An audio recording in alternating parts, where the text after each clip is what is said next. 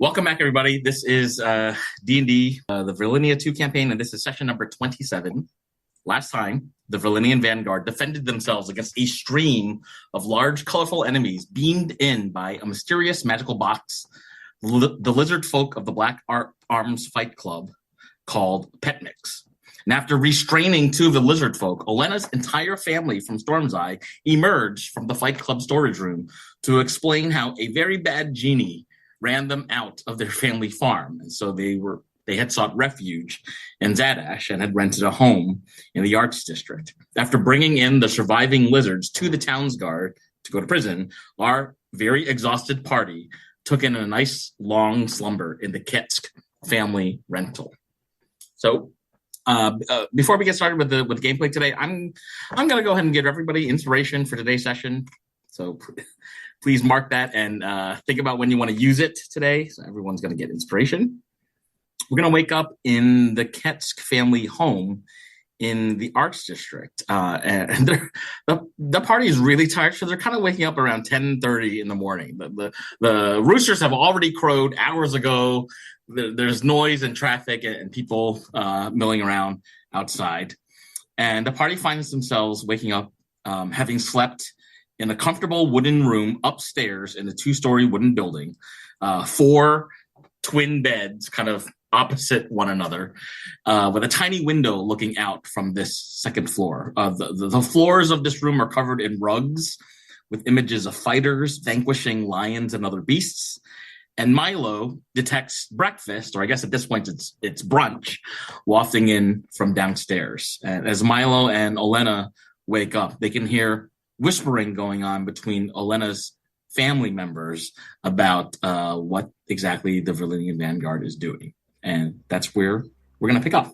Well, I would say, maybe a couple hours before we wake up, Duck is going to roll over and open a window at a certain point and chuck a rock at one of those roosters and just go, "No, my dude, not right now." Absolutely not. Not sure whose rooster he might have hit, but... Milo gives him a thumbs up and goes back to bed. Yeah, Milo jumps up and pushes Olena and then goes down the stairs so that he can get breakfast first. He's remarkably strong despite how small he is.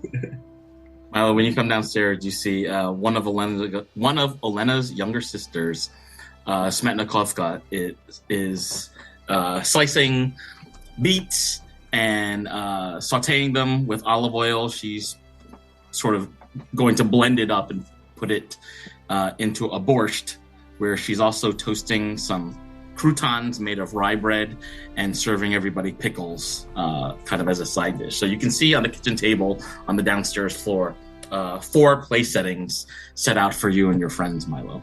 Olena's parents, you can hear, are talking outside in front of this wooden home that they've rented. If I lean out the window, can I hear them? Yeah. Okay. Make a perception check, actually, Olena. See what you can do. I'd love to. 11?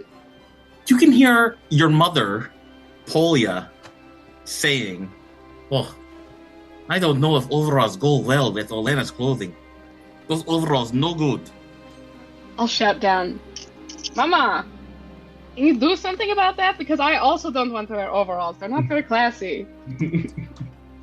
Your mom is going to make an Arcana check first. Okay. Nat 20. Your mom shouts up at you. "Oh, Olena, my dear, my darling, your magic pants. I'm worried magic will go away if we cut or change the color of the clothing." No, I guess I could wear them underneath, but I don't. Milo has no shame. He'll wear the overalls. You want to wear them? Yeah. Do you still have red hair? I was gonna say, are Milo's roots showing yet? I was gonna say Milo's probably looked at the mirror and buzzed off his hair with a knife. Since it's looking at himself as he spirals into his identity crisis that he's been having for the last couple weeks. Wait, when did Milo do that? Just sometime throughout the night. Just tried to. He shaved his head? Tried to, but it does. He's probably patched up all over because he's never done it before. Can It Duck Can Duck, while Milo's asleep, try to like sneakily put the kerchief, like the wig, on Milo? When he wakes up, he thinks his hair all grew back in the middle of the night. Has these glorious blonde locks. No, same hair. It's the same, like, red hair. Oh. Like you go to sleep with it shaved and it's back in the next morning. Milo's just convinced he's cursed now. Milo, as you're inspecting yourself, Olena's younger sister, Smetnikovka, is chopping beets. And as she lifts up the cleaver and the red vegetable juices are kind of running off, she looks at your weird haircut and looks at her cleaver and looks at you and says, "Oh, should I finish job?" Oh yeah, sure. If you want to kill me, I don't know what are you saying? Oh, your hair messed up. Oh yeah. If you don't mind tidying it up a bit, that'd be great. Okay, so she rinses off the cleaver and you want a clean shave, Milo? Clean shave, keep the sideburns. So. Keep the sideburns. Okay, just skin cap. Okay, so as she does that, sideburns ever. Once everyone leaves the room, I'm gonna wait for everyone to leave, and then I'm gonna pull out a gun. All right. 7 guns. Oh my god! I'm No. getting those. 1 for each finger. Yep. That tracks. I'm gonna pull out my cherry red costume and look at all the pieces and be like, And I'll take the wig and I will cast continual flame on it. So now it looks like it's on fire. And puts out the same brightness as a torch, but it's not hot, doesn't use oxygen, can't be smothered. And then I'll just put it all back in my backpack. And you can't, it can be covered so it doesn't emit light unless I pull it out. It's just a light source that doesn't go away. Okay. I imagine Duck would have seen this happen. I would have waited for Duck to leave. Oh, you wait for Duck to leave. Okay. Yeah. Okay. Just make a scene out of I gotta do my stretches. Go on, you can have breakfast.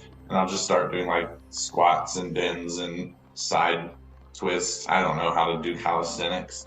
And I'll be like, "Oh, this doesn't seem weird. I'll just leave you to do your stretches."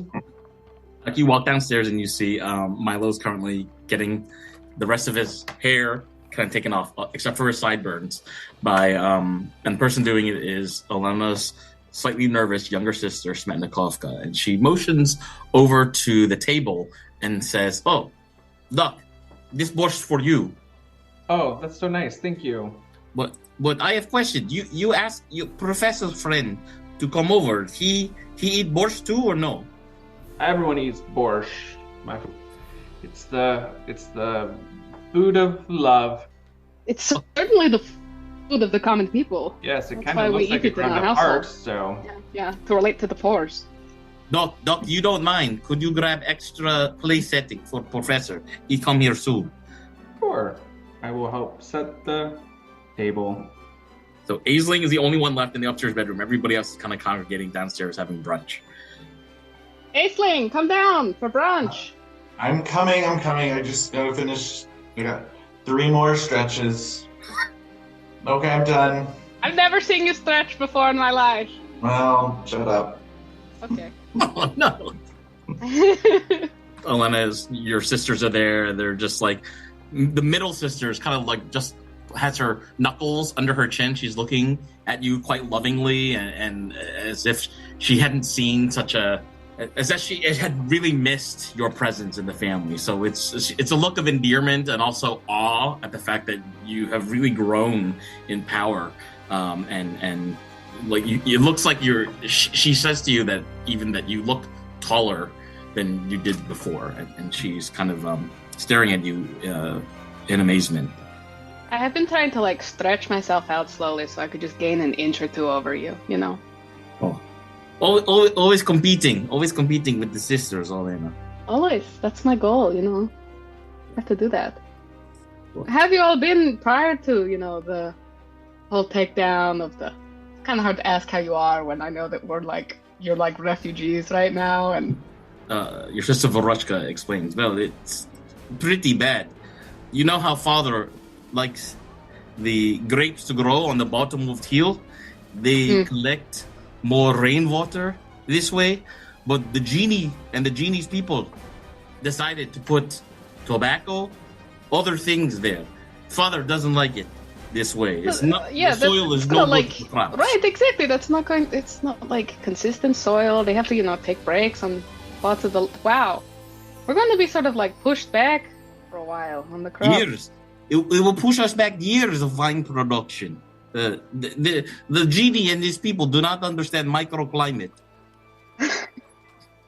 It's just very specific. I wasn't expecting the word microclimate in a Russian accent. Yes, microclimate. I learned from father. Father teach me everything. Wow. So, you planning to take over the farm? Yeah, perhaps me and your older sister Lilia may take it over. Should you decide to be warrior your whole life? Well, I don't have any plans yet, so we'll see what happens, and I'll probably return. Sister, if you do have one plan, it's to find out what happened to Cabernet and Chardonnay. Our beautiful horses? Da. Well, one of them's dead. Da, we know. Didn't I already? Okay, I was going to say, I thought you already knew this. You told a story. Yeah. You talked to ghost Cabernet? Yeah, that was very weird. Don't really know what happened there. And now I am kind of convinced that I see dead people, or at least dead horses. Aye. But maybe not. So, yeah, I think Chardonnay is, I guess, still there. Trapped along with our butler, of course. I think so. I think Genie and his people enslave our horse. Yeah, I heard they are committing crimes against horsemanity. And by horsemanity, I mean abusing animals. I'm sorry. Come on. There's no other way I could say that. Oh, sister, that good one. Crime against horsemanity. You spend too much time with centaurs. Love those guys. Yeah. They're hilarious. Yeah. Well, if you go back to Storm's Eye, you should check out Centaur Bar. Find out how everybody's doing. Okay. Yeah, I'll check in. Yeah, because I wonder, what are Gilmore's... I'm looping all of you into this conversation now, by the way. What do you think Gilmore's plans are? Like, do you think he's going to try and take over Storm's Eye? Or do you think he's just there for the cat's wine? I don't know. But I think they take over Cheese Farm from your friend Oksana as well. Yes, she was pretty devastated about that, I think. So she is all on board with going back and getting rid of him. So, we have another... I think she was in bereavement. No. Duck straight up laughs. I disagree. I'm like, oh. Oh, I'm sorry, sister. Your duck friend invite Professor over. I hear knocking on front door. Hola! Academic voice coming out from outside. The door is open, Professor. Come in. Oh, okay. And in walks the professor. He's sweaty. He's got his green hat on. His mustache is a little bit dewy with the brisk walk he took all the way to the Arts District this morning. And he's looking over at all of you eating borscht and bowing at the Ketz family and shaking everybody's, extending his arm to shake people's hands. And he spies you, Duck, eating the borscht, and says, "You summoned me. What's happening?" And this is why you do stretches every morning, so you don't look like a sweaty pig by walking 16 feet. Shut up, Ainsling. Yeah, you might call it a pig, but this pig has an office and defends Professor Berdemos.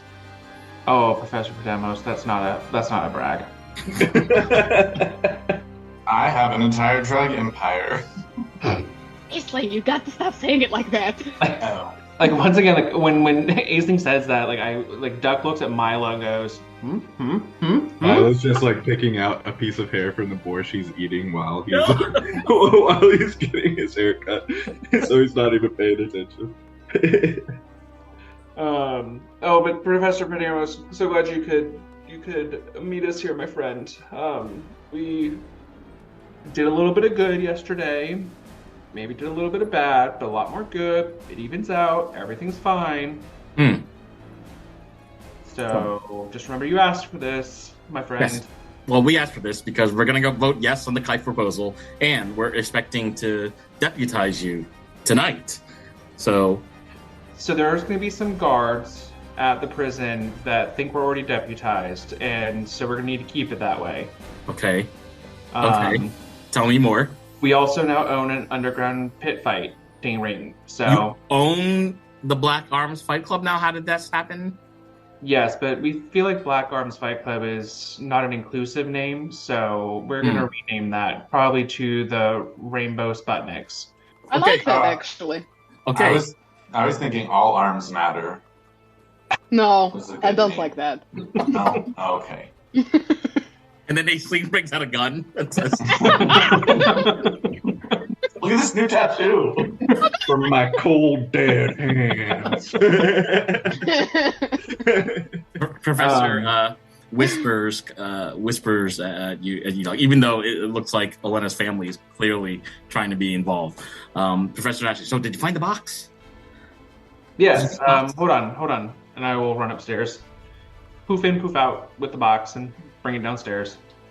You hand it to the professor? Yes, and I'll say, and the password is... I won't actually say it. Well, actually, I will say it. What happens? Alta Callum Bearden. Alta Callum Bearden Eger. No, Alti Callum Bearden Eger. Okay, the professor responds to you and says, shh. Shh. Duck. What did I say? Duck. Goose. You didn't attune to that box, did you? You can attune to it?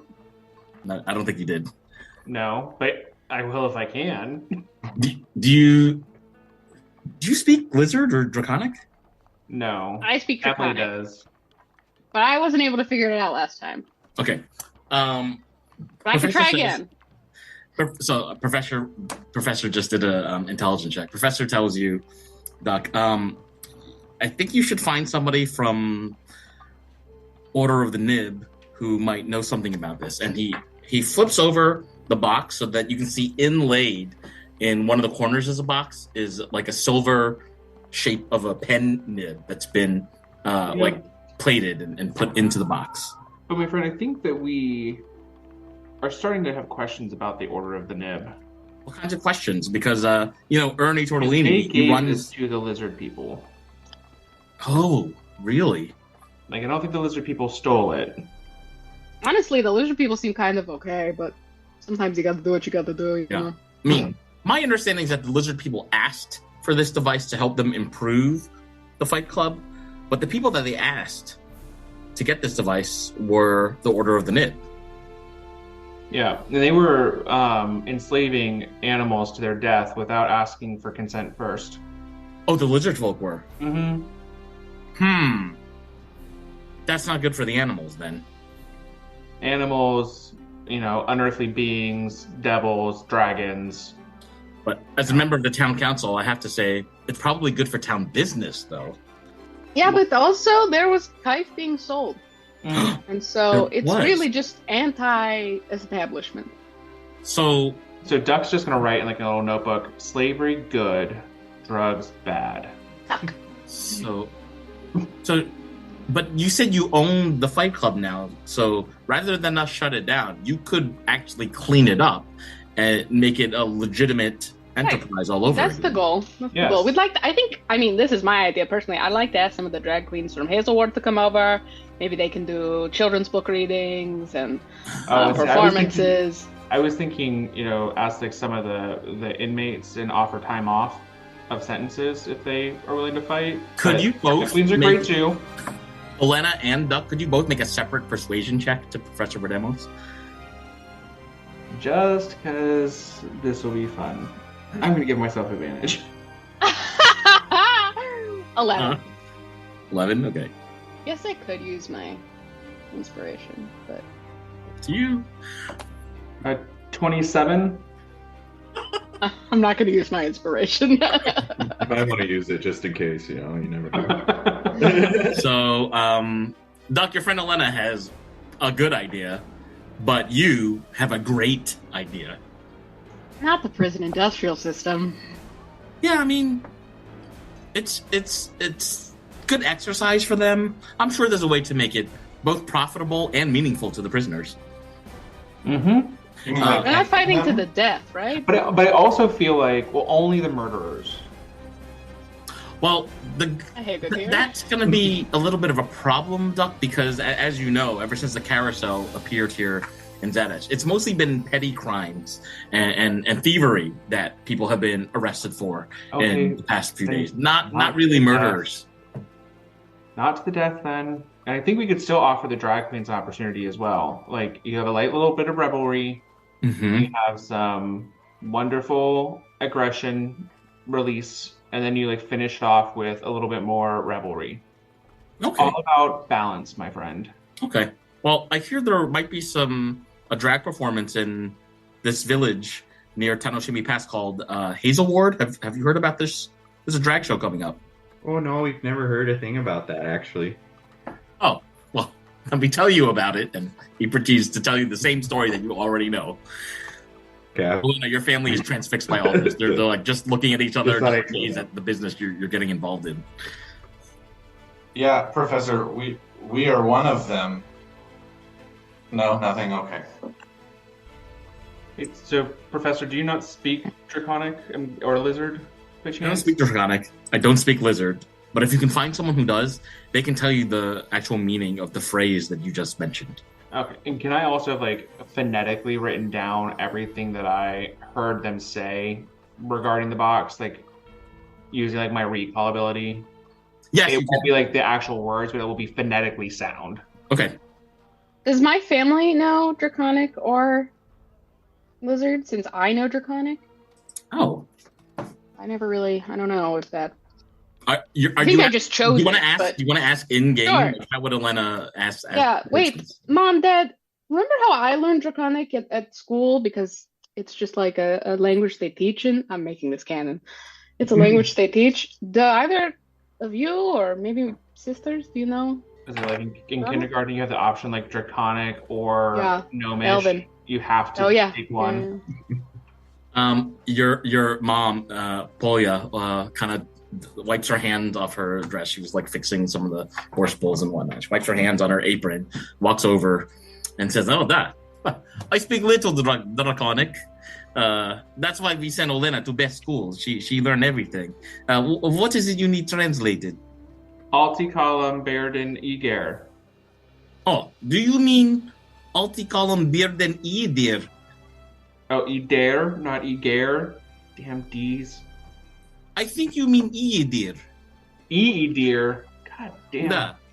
Alticolum Bearden Edir. Edir. Da.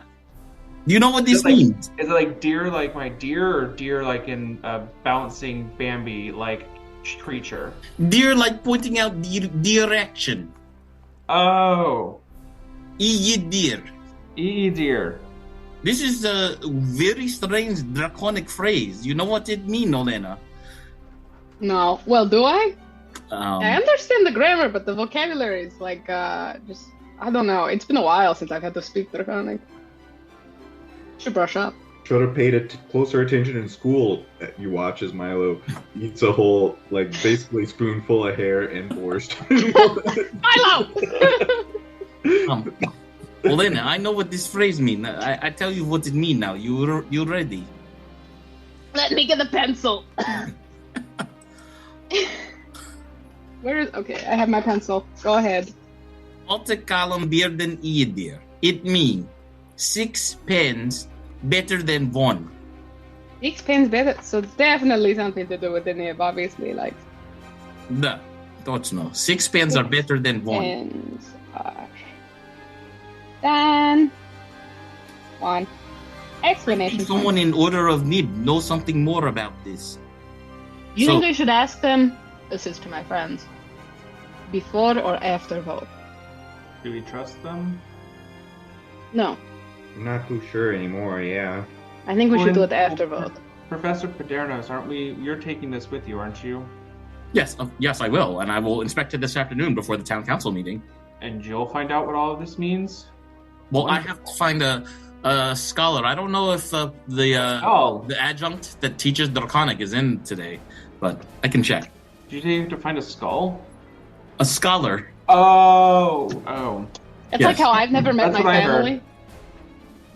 Yes, I don't know if the adjunct who's teaching Draconic is in today, but What is this?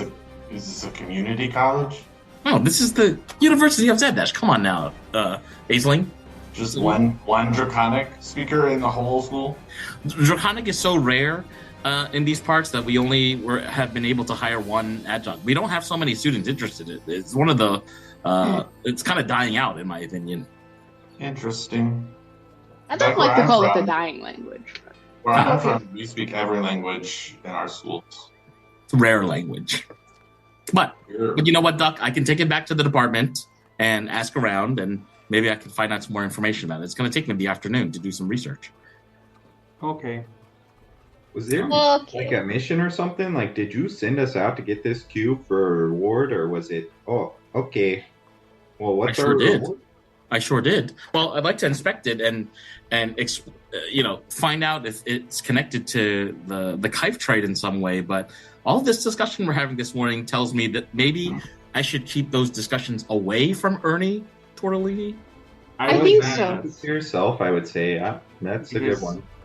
Okay. Ernie Tortellini is a crook and a swindler. Can't say this in front of the little ones. Looks. We looks are all good. I look mage around to here. see if anyone in here is shorter than myself or Ainsling. No. We're all human, so Aislinn will just say fuck and see if the little ones respond to that. I'm just kidding. Duck, thank you for finding this. I'm gonna do some research on it, ask around to see who speaks Draconic. Am I seeing you tonight at the town council? You'll also need that screen over there. Oh, and he wipes the sweat off his forehead. Oh, I have to carry that back to the university too. So you have like a Can you rent a car? holding or yeah. Your dad finds a wooden cart by the house that's not being used and hands it to the professor. So the professor will use the wheelbarrow. Professor Paderno, before you leave, do you recognize this person? And I'm going to hold up one of the coins. I might recognize this person. Where did you find it? They dropped on my head. Oh, last night. Yes. Where was this? When we were securing our new establishment. Can you make an insight check, Doc? Professor Prodemos looks kind of nervous now. All of a sudden. 19. Okay, so you can tell he definitely knows more than what he's letting on, but you can see because of his kind of like instinct that he also wants to protect you. So he says, Duck, this has only happened to you once, right? Yes, I'm assuming it's only happened to me once. If it happens again, we're going to need to do something about this. What are you talking about? Yeah, that doesn't leave me feeling cool, calm, and collected, my friend. Yeah, should we be on the lookout for something or I think this is a sign that you're being tracked. Watched? Yeah, watched, tracked, observed. by whom? It could be whoever is on this coin or whoever would have access to a coin like this. This looks quite ancient, from another culture, another century, another plane, possibly. So what does it mean if it happens a second time? Why is that different than a first time? Well, if it happens again, I think it means that whoever is watching you is getting closer to interacting with you. And that could be good, but it's probably not good. What happens if next time they drop like 5 coins at one time? I don't know. I would have to see the coins to interpret it. I throw out 5 more coins. 6? Yes, 6 coins? all at once. And just bloop, bloop, bloop, bloop, bloop, bloop. Just on top of me head. The professor looks very puzzled and a little frightened when you show him all 6 coins. And you can tell that he's not sure what to do with the coins and what to do with this information. So he kind of like he pushes the coins back towards you and says, "Now I'm not sure I should take these. I think maybe you should hold on to them." Okay. What's a little watching me from afar. I'll just make sure to give them a good show. Ooh! Wink at this guy. I'll protect you. Good show. Well, Okay. Professor, I mean, if you want to protect ducks, shouldn't you be a little more upfront about what could be chasing them? I mean, Well, I'm very prudent in matters like this. I kind of just need more evidence, so I would need to see it happen again. Or maybe there's different coins or more coins or less coins. There are too many parameters and variables for me to measure to know how to respond exactly. yeah, all right. It's okay. I trust Professor Padernos. He would let me know if it was anything I should be overly concerned about, and only if it happens again should I be concerned. That's what I'm getting from this conversation. That's what I'm telling. That's what I'm giving. Yep. 1 time is a fluke. 2 times, that's when you're concerned. Right now, it could just be, Just coins falling from the sky. Maybe somebody just thought I was poor that day. I mean, somebody did just like You throw never a stick look at poor. me. You look great. Thank you. I mean, you are eating borscht. I'm Okay, sure the so- borscht was just all over my face. Because I feel like you need lips for soup. Yeah, actually. Wait till you see me play a I pipe. give you a straw. How I do it? I don't know, but I do. The professor says, "Is there anything else you need me for today? I'm really glad that you are intact and safe, and that you're cleaning up the Fight Club. Really glad you found this magical box." Should we? This is Will asking. Does everyone already know that Zahis is not a good person? I don't like Zahis, but he's helped me, so that's why I. Gotcha. But doesn't Zahis own the bar that the Yeah, underground but thing I is don't. connected I don't to? trust him. Yeah, I don't trust Okay. him. Okay. Well, we're good, Professor Perdanos. Thank you. Okay. Professor, I do think if you need someone to talk to about tortellini and you want to try to work it out, I would start with IKEA. Who's IKEA? You don't know IKEA? Tell me where to find IKEA. Probably wandering the streets, maybe the orphanage. Okay. And he's like cat. He wipes his forehead again and said, "Okay, if I have time, my schedule's getting really busy. All of a sudden, if I have time." Who's IKEA? The cat that doesn't like tortellini and likes to peep into people's windows and watch them do things. All right. And the professor exits, takes a wheelbarrow with the leftover pieces of the screen, and it's coming up around noon, and Olena's family is kind of just trying to make sure that things are okay, letting everybody know that you have a place to stay in the Arts District. Yeah, did you guys buy this place or rent it? Yeah, Polya, your mom, comes back over and says, "Oh, honey, we renting." Okay. How long are you going to? Well, until you can go home. A while. A Yeah, long okay. while. Yeah. Okay, so we'll definitely back. Thank you for allowing us to stay. Of course. You're family. You're all family now. You don't have to stay here if you want. You can go down to Stonica and stay with my family. They'd be happy to have you. Wine family helping Vine family all of a sudden. No, I mean, I don't think there's much of a rivalry. There's plenty of room for both families, I would say.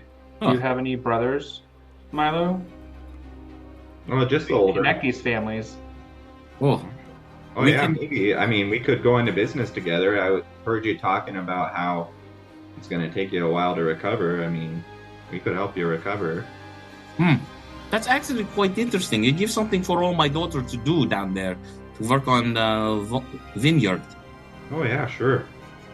So Polya and Yuri, Olena's parents, are kind of talking to one another. You see them nodding their heads a lot. And Polya comes back and says, "Okay, Milo Goldfoot, you have very interesting idea. Tell you what, maybe we stick around Zadash one more week. Maybe we have a champion among us, and she looks over at Olena, to save our farm and vineyards and save Storm's Eye. If we hear nothing happen up there, we come down to Stonica with you. Oh, sure, yeah. That works. I mean, I'm sure Olena's gonna like having you around for an extra week. That'd be great. So, yeah. Thanks, options Milo. open. I appreciate it. Of course, yeah. You can Insight check. No, I'm just kidding. Olena's family is Whole family down.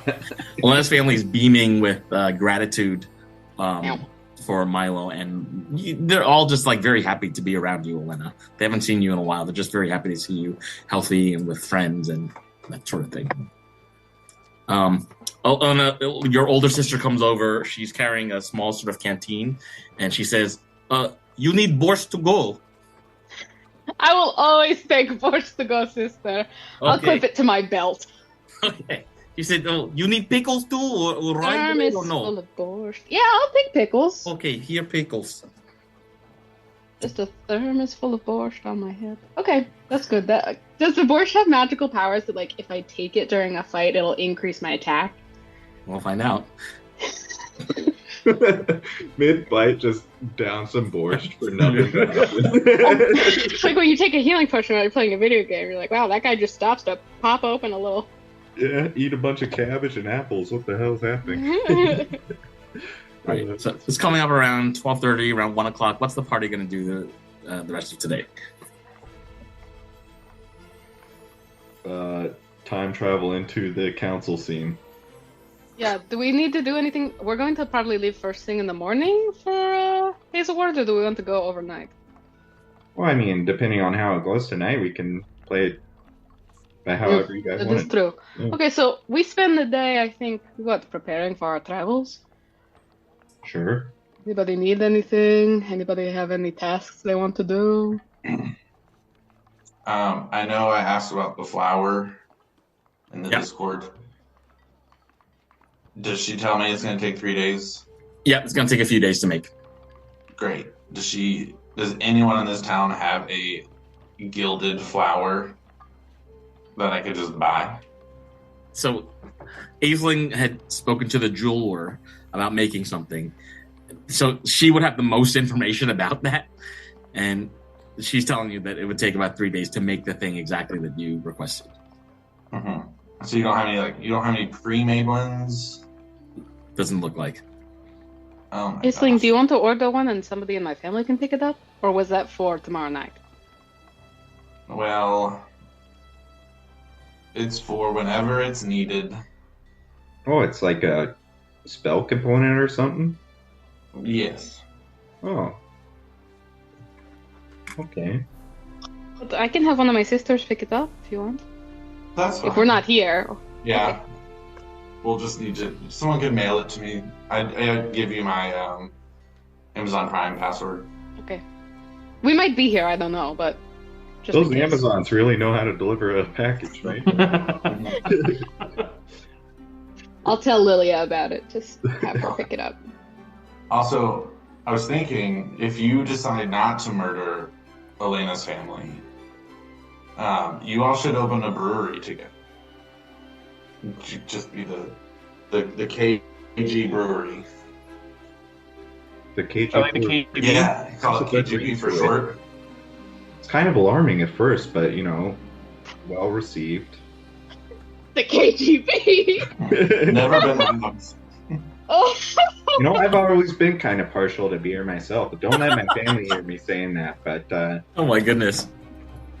You can be a wine brewery. It's the same thing. You Let's just serve both. You just pour wine out of a spout and say, "Brewed it." oh, In that voice specifically? Yes. Yes. you know, I don't know enough about it to tell you otherwise. I really wasn't involved, so. Or Milo, we could go into business here in Zadash and have the wine imported from both our families and have like a little wine bar. Yeah, I mean, even like the rich, snobby people we meet, they seem pretty into the stuff that we try and find. So You could put kife in it. No. Oh. It could be an option, I guess. Additional cost for Kife. You have to show an ID, though. Too confused because I don't know. You have a mouthful of hair. You realize we're trying to stop this stuff, right? Yeah. Okay. Travel to the council meeting. Yeah, I think that's. Yeah. Hastings also very concerned about the small bald child that keeps following Elena around. It looks like it might be getting strangled by a fish. I like to imagine he has one of those old timey mustaches that goes like this, you know. Awful. No chin area, just.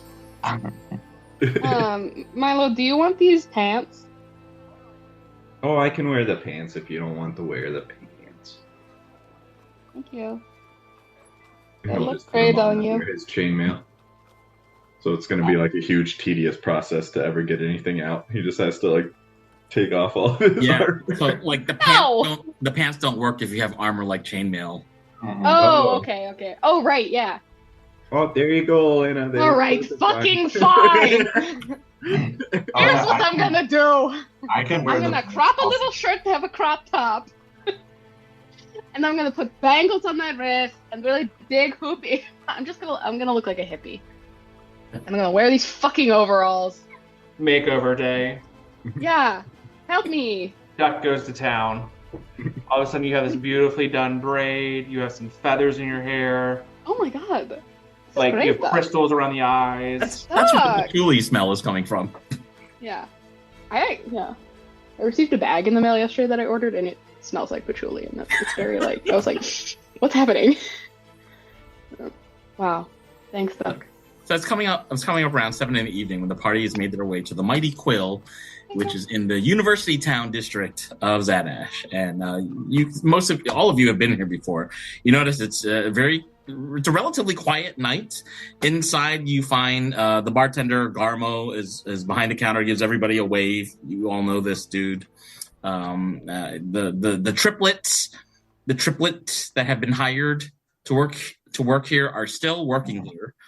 And in the northeast corner of the room, you can see the town council is all meeting and sitting next to one another. So some of you know. Most of you know all the members of the town council, but there are a few people that you haven't seen before. For example, Hezlel Rigatoni is there. She's kind of like long red hair, a bit of a stern look on her face. She looks very interested in nature, judging by the kind of jungle prints she's wearing on her clothing. You also see, of course, Tiziano Feinberg Farfalle with his dog Bugatini. He's sitting next to Professor Podemos, who acknowledges you with a head nod when you all walk in. Across from them are another town council member that I don't think you've met yet. His name is Alton Hilltopple, kind of a short figure. He's sitting next to Antonia Cannelloni, who some of you know from working with her and from seeing her at the joke off. And Antonia is sitting next to Ernie Tortellini. And sitting on Ernie's left is another person from the town council who owns the Tyrion Zadash Vineyards. This is Marvin Lawson. So you can tell when you all walk in that they're in deep discussion. On the far right side of the room, sitting alone, is Sheriff Ankita Goldpetal, and she also eyes you and kind of waves at you when you walk in. You anticipate that the reason why she's there is because it's connected to the town's guard and your deputization this evening. And you see a few other sort of random people throughout the room. There's a character on stage named Groovy Jams who's just strumming his lute. He's not singing, he's just kind of like tuning things. You also see a duck kind of sitting by itself at a table near the main bar, and that's what you see. So it's a fairly light evening, but clearly a lot of discussion going on in the corner of the room. So what would you all like to do? Like an actual duck? It looks like a duck. From where you're standing, Duck, you're about 50 feet away. This duck is drinking shots from a shot glass. It's like they're putting their beak into the glass and then holding their beak up, and all the liquid from the shot is falling into their gullet. So it's doing shots. Well, I was gonna say that duck knows how to party, but to each their own, I suppose, you know. Milo's gonna walk up to Groovy, talk to him. Yeah. Hey, Groovy, how's it going? Yeah, Groovy looks over at you. He's wiping his face with a bandana and then using the same bandana to turn some of the knobs on his guitar. And he says, hey, you know, how are you doing, Mr. Vanguard? Oh, yeah. So you do remember me. Friends with Siri, right? Yeah, I remember. We met at the other pub. Yeah, I was just hoping, you know, you could keep an eye out for anything weird going on. If you see anything out of ordinary, I mean, you're here a lot, so you know, I saw a talking duck sitting next to me, and he kind of motions his head over to the table next to him. Oh, that thing talks? Okay. Yeah, I have a talking duck in my group, actually. Huh. 2 talking ducks in one establishment? Well, the name's Duck, and it talks. Oh, so a duck walked into a bar, and what did he say? Well, anyway, just like, outside of that stuff, just if you see anything shady going on, you know what I'm talking about, right? Yeah, honestly, Milo, I have no idea. Did you look around this room? You have 3 freaky-looking triplets walking around serving drinks when these kids are clearly underage. There's a talking duck on my right drinking from shot glasses, and the town council is over there making decisions about Zadaxi that are going to impact all of us. If you don't call that weird, then you haven't seen weird. Yeah, that is kind of... They don't have, like, a better building for, like, the town council to do their business in than in the corner of a building in the tavern? It's history, man. It's history. They always come to the Mighty Quill because it's across the street from the university, and they try to make it easy because many decades ago, all the members of the town council were from the university, and now it's a little bit more democratic here in Zadaxi. Yeah, I suppose that's good. Well, anyway, hope you play well tonight, and Milo will give him a gold and walk off. Thank you, like, hey, Duck, thank you, Vanguard. Thank you, Vanguard. Hey, Duck, that duck talks over there, man. I will go talk to the duck, because all aliens should talk to each other, it seems, according to Milo. That's what I thought. I mean, I just wanted you to know. Yeah. Yeah, don't you know that, Duck? Yeah, I thought that's... Yeah. Racist! Do you know each other? I will go over to the duck and be like, hello, my friend. Good to see another like-feathered folk. I don't see many of us around yonder.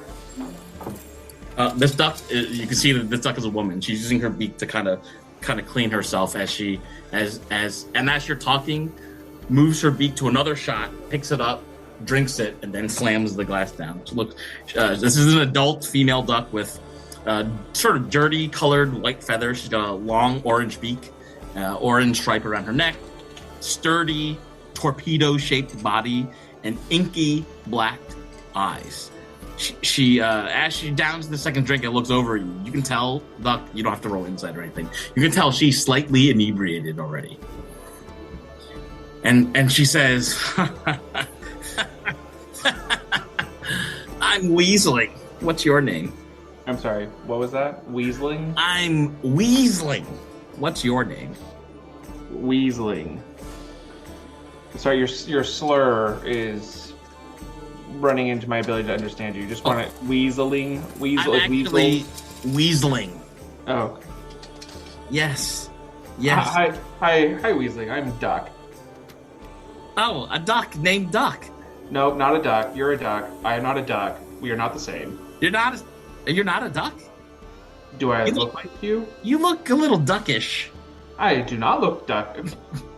Why are we arguing about this? You are a duck. What are you exactly? I am a duck. Wait, no. My name is Duck. You are a duck. Are you doing okay over here? You seem to be drinking very heavily. And she's motioning towards getting another shot. I'm just out of it. I came all the way down here from I got into a fight with my girlfriend, actually. We're on a break. We're on a break. She's still in Storm's Eye.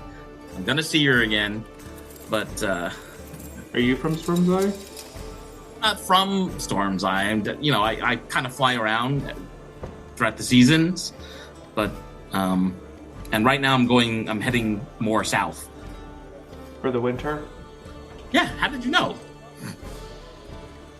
Intuition. Milo's just like in the background, like everything I've heard is true so far. But, my girlfriend and I have been fighting. The problem is my feathers, and she's like kind of like wiggling her body and fluttering her feathers. You can see there's something wrong with my feathers, right? Do I see there's anything wrong with their feathers? Make a perception check, Duck. 17. 17? Yeah, you can definitely tell there's something wrong with her duck feathers. They look like the kind of stem is very fragile and breakable, which makes her feathers easy to fall out of her body. Oh. Yeah, I can see that you seem fragile feathered. I am a fragile feathered duck. I don't suppose you know a lot about duck magic. No. Don't think so. Well, the reason my girlfriend and I have been fighting so much is because I need to save money. And she wanted me to stay with her in Storm's Eye, but I think Storm's Eye is all gone to shit. So that's why I came down here, because I think I have a better chance of a better life, at least temporarily, here in Zadash. The reason I need money is because I need someone to find a way to cast a special duck magic spell for me called Feather Skin. Have you heard of it? Have I heard of it? Make an Arcana check, please. 7.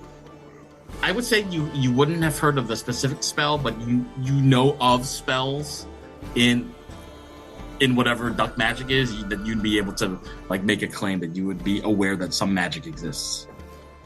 Yes, I know about that magic. Well, my girlfriend is doing research for me right now, trying to find out what ingredients you need to cast the spell.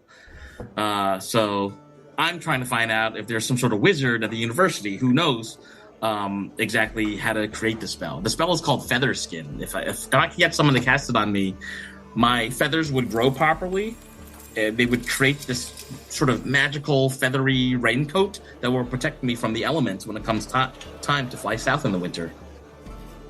There are a lot of fantastic wizards over at the college. I'm sure you will be able to find someone. Good luck on your journeys, my friend. Duck's like just uncomfortable, like, who is this person? I'm just gonna be like, here, keep this in your pocket during the full moon. It'll help you feel better. I'm just gonna like slip her a crystal. She nods at you and continues drinking.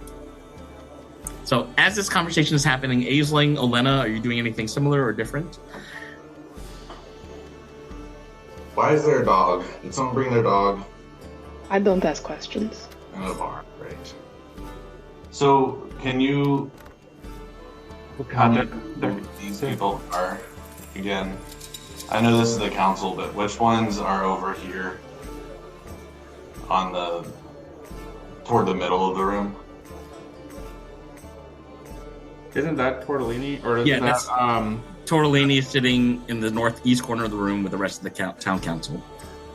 That's The person with the dog is Tiziano Feinberg Fafali. He represents the arts district, and he's also a member of the council. Right, and who's the green pointy guy? That is Professor Bordemos, who you met earlier this morning, and he represents the university district. You said this is the sheriff, right? No, the sheriff is directly east of where the triplets are right now. Oh, shoot. You see her?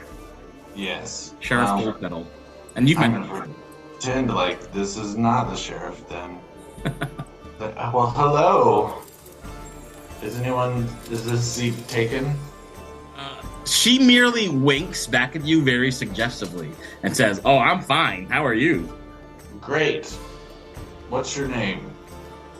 She says, Norma, what's your name? Whatever you want it to be, baby. My name is also Norma. That is so weird. Well, us Normas should stick together, don't you think? And she starts walking towards the staircase that goes upstairs. Oh! 6 Normas are better than 1. Ah! Is that what you say? It's like, Yeah. That's the episode title for sure. she doesn't respond to that. She's like, what? You can see she's very confused by that, Aisling. Oh well. Is this a built-in booth wall corner seat? Yeah. Great. I'm gonna just scoop my happy butt right up there. Okay. And Pop when down you do and that, start- Aisling, it's obvious that everyone can see you, and they're nodding their heads at you and acknowledging your presence. Oh, that's fine. I bask. Little child server, come here. Yes, and one of the triplets runs over. I would like something to drink, please. Yes, beer. Surprise me. I'll get you a citrus ass down. I'm coming right back. Okay. The children with their language these days. Back in my day. And I'm just gonna sit here and not cause mischief. Okay. Elena, what are you doing? I want to say that I followed Aisling Okay. and was just like sort of standing awkwardly behind him as they were having a conversation with Norma. Mm-hmm. And I'll sit in one of these chairs. Okay. And I'll nod at Professor Padernos. Okay. They all acknowledge your And everybody. presence. Okay. Yes. The only thing that you notice that's kind of different is Antonia Cannelloni kind of smirks a little bit when you appear, because you have had a past business relationship, if you recall. Yeah, I'll do a little snarky bow. Okay. It's at this point, Aisling and Elena, you can hear that they are in a very lively mood as the two of you get closer, because you can see that the vote is going to be 5-2 in favor of deputizing the Virlinian Vanguard. And when all the members of the town council sign this agreement, they turn over to you and start clapping in your direction. Which of the two didn't vote for us? I just want to know. You notice that the two people that did not vote for you are this person, Heslel Rigatoni, the centaur, and this person, Antonia Cannelloni, who again is The from... centaur didn't vote for us? Mhm. Oh, and I was gonna go and visit the centaurs back home, but I guess I won't now. Ernie walks up to you, Elena, and says, Vanguard. Congratulations. Mr. Tortellini, thank you. Thank you for standing up for us, and I'll be like, Duck, Milo. I'll just yell out, Doc Milo! Yes. Okay, that works too. I'm we're- whispering for you. You cut off this sentence from Milo. Oh, I'm not racist. I have duck friends. and then, oh, they're calling us, and then he just runs over. Oh my god. It's just at this point that the triplet comes back with a beer for you, Aisling, and it's only 1 silver and a round of free shots for everybody. Oh wow. Ernie also takes a glass, and all of the town's council members take a glass. Even Heslel and Antonia. They lift their glasses in the air and say, 3 cheers to our new deputies, the Virlinian Vanguard. And everybody drinks their shot. Cops. Nice. That went well. I guess we didn't really plan anything past that, did we? Well, I mean, there's some business we got to conclude with this council here. I mean, we've saved the city, right? Yeah. Yes. Ernie nods and says, I promised you supplies. We have supplies. And he motions over to the sheriff, who is walked up behind you. And you can see she's carrying a large sack full of items inside. she says, Vanguard, you can wear these starting tonight. And she hands each of you a striped white and blue bandana that you can wear around your arm. And the pattern on the bandana also includes a badge. Wearing this badge gives you +1 to persuasion and intimidation when you're in the role of a deputy inside the city of Zadash. So if you're doing things like interrogating suspects, roughing people up, commandeering equipment or something like that, wearing this badge gives you +1 to Or keeping the peace. Yeah, keeping the peace. +1 to persuasion and +1 to intimidation. It does not require attunement. It's just like a thing to wear. Sheriff says, well, Vanguard, we're very excited to be working with you. We have some new information about the Kife Syndicate.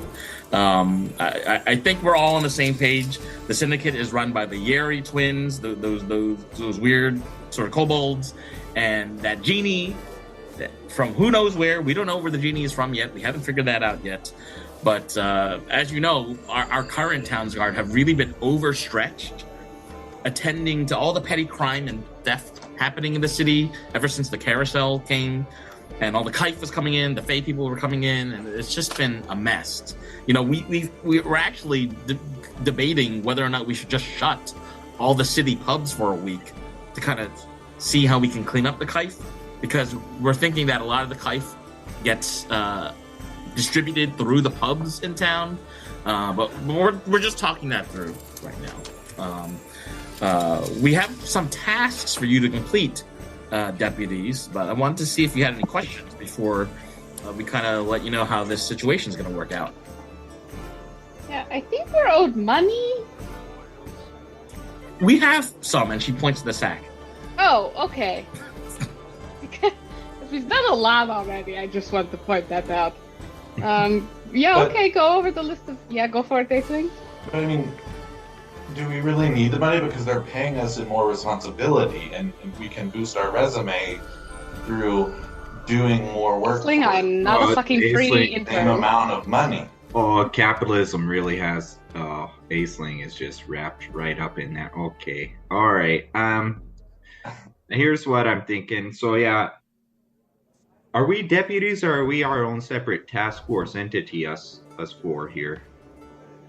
Right now, you're going to be what we consider Zadash Patrol, or ZPs, and you are officially deputies of the city of Zadash. You can collaborate with any other member of the Zadash Patrol, or me, of course. I'm the sheriff. You can talk to Street Patrol or any of the Towns Guard. They all know that this is happening. Okay, cool. And so we have qualified immunity. We can pretty much take our anger out on anyone we want and get away with it, kind of deal. She pulls out a small notebook from inside the bag and hands it to you, Milo. And you can see the title of the book says, Wearing the Badge with Honor. Gross. Oh, And she says, all of you, especially you, points at Milo, should read this. And Milo, you flip through it and you see there's information about not abusing the badge, and that it's a privilege to wear the badge, and you should think of your duty to Zadash, and what would the gods do if you abuse the badge? Oh, Milo, sure. don't worry. We'll help you sound out those words. Oh, thank you. Wait. All right. So I guess that's about it. I feel like our investigation should start from the top and work our way down. We got to figure out who's who in this world, you know? Yeah, We should start with Paylor. Because he's robbing people blind. Oh, yeah. Yeah. You're not wrong. The temple here is pretty... 100 gold to cure that girl? Costs nothing. And here we were spending 100 gold on it. So yeah, maybe you're not wrong. I don't know. Is it connected to the kite? And that's what Milo says. Well, And then And you he forwards also, it. you got a bandana and you have a freshly shaved head, so it'll keep your head warm. Milo keeps petting his mustache. Says, yes, you're right. You're absolutely correct. Yep. And he puts his bandana on his head like a. Like a grandma. Schmata. Yeah. Like in my head, Milo looks like some pro wrestler from the 1980s with all these blackbirds and Oh, bandana. that's awful. That's so terrible. Wow. And it has a Slim Jim in one hand. Yeah, Just for all some of- reason. Sponsored by Slim Jim. Are we allowed to leave town? Yes, says the sheriff. What page is that on? I'm just Oh, that's looking not on the for page. book. That's on the instructions I'm about to explain to you. Oh my gosh. So, do one of you have a pen to write this down? I don't have a scroll handy. Well, I think Duck has one. Hey, brother. Aren't we with the Order of the Nib? Somebody has to have a pen. Oh. She snaps her fingers and Ernie produces a pen and a scroll and hands it over to whoever in the group would like to write. Ugh, I will Ernie, take Ernie, it. Ernie, 6 pens are better than 1. Aisling, when you say that, you notice Ernie Tortellini kind of smirks and raises his eyebrows at you, kind of nodding his head. Mhm. Have you tried 6 Normas? I Uh, just wave at Norma over in the corner. Norma's already like kind of walking away from you at this point. Norma wants nothing to It's do like with a this. minor illusion, like 3 more Normas walking next to her. Yeah, and the triplets kind of crowd around all the Normas and starts asking what they want to drink. God, they're creepy. Can that be our second act, is to kill them? Aisling. The sheriff, hearing you say this, says, no, the Kife Task Force does not kill children. They're devils. Yet. I mean, wants to deserve it, right? Yes. Slap her on the arm. And She then, turns to, I presume, Duck. Duck, you're writing the notes? Yes. Duck, here are the tasks that we have. Number 1, identify the trading routes. Where does Kife come from, and how does it get into the city? So, if you can find the names of the distributors, what roads they use, how they get it here, that's point number 1. And my scouts tell me you might know some of this information already. So, that would be great. Task number 2, identify all the ingredients in Kife. What exactly is in it, and how is it made? We think it's brewed like beer, but maybe it involves some wine grapes. We're not exactly sure. Oh, we got the whole list right here, right? We got the ingredients list. Who has the ingredients list? I think Professor Perdanos does too. My right now. brain.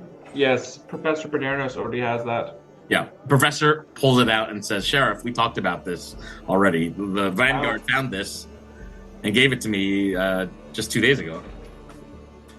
And Kita grabs the paper from the professor, looks at it, and says, "Looks correct, but we need to test it to see if it does actually make Kife." She hands the list back to the professor and says, "So you're going to get your chemists to work on this, right?"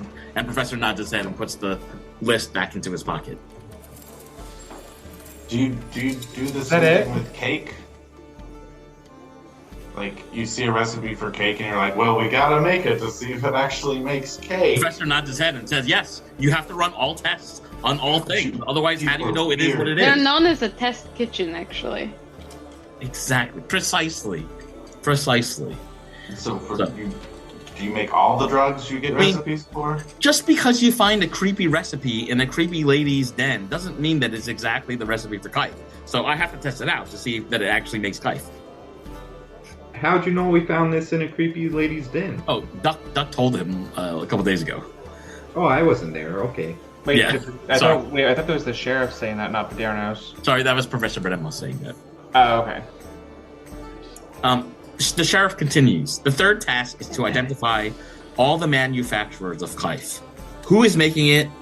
What are their motivations? How are they getting paid? And how do ingredients get to the manufacturers? Are they stealing them? Do they have couriers? Are they planting things in the forest or the swamps? So we'd like to figure out who all these manufacturers are. The fourth task: how many people in Zadash are actually getting addicted to Kife? 6. Yeah. What'd you say? 6. 6? Done. She continues. What are the symptoms of the addiction and what are the effects? We're seeing a lot of laughing, lethargy, committing crimes, but not everybody who does kife commits crimes. And not everybody who's lazy is on kife. So here's what I'm hearing. You want your day-to-day patrol officers, in Milo gestures to us, and to run some scientific tests on how the effects of kife. Isn't that a job for this guy? And he points to the guy that wants to test everything. Demos is going to take care of the testing, but I need you to find out who these manufacturers are. Well, I found one. Yeah. For Demos. Because he's literally going to manufacture some right now. Yes, but he's doing it for the good of the city. Oh, it's for the good of the city now. Aislinn, you're detecting a slight look of dismay on some of the town council members' faces. As they should. They picked 4 randos that come on a big task force. And they can't take it back now. The sheriff continues. Doc, maybe it's obvious what this kife syndicate wants to do here in the Seven Sisters, but if you could find out more about what Gilmore and the Yeri twins are doing, where they're from, what their goals are, that would be great. And then of course, if you have time, if you can figure out the cure to kife addiction, that would be great, because we have a number of people in jail right now who have not stopped shouting and screaming that they still want kife, and they've been in jail for days. It's not healthy. Well, that's right. Okay. Got it. So listen. For every task you complete, we will raise your rank of deputy status. Oh, sorry. What? For every task you complete, we will raise your rank of deputy status. Oh, so we are already not deputies anymore. Fantastic. What's our next rank? Well, your next No. requires more training. No. We gave him the recipe. We have met one of those tasks. Pademos has to test it out first to see that that's actually the recipe. Here is what that recipe produces. You hand her a bottle? Yeah, that I took from the Ariana Grande's or Ariana Grandma's basement. Sheriff takes the bottle, hands it to Pinellas, and says, "Here, make this and see if they turn out the same. Give it to your rats to see that they have the same effect." What is our next rank, my friend? Your next rank you get after more training. So you have a choice. You could join our med division. That's for like medics and healers. So I'm not sure if that's your bag, Duck.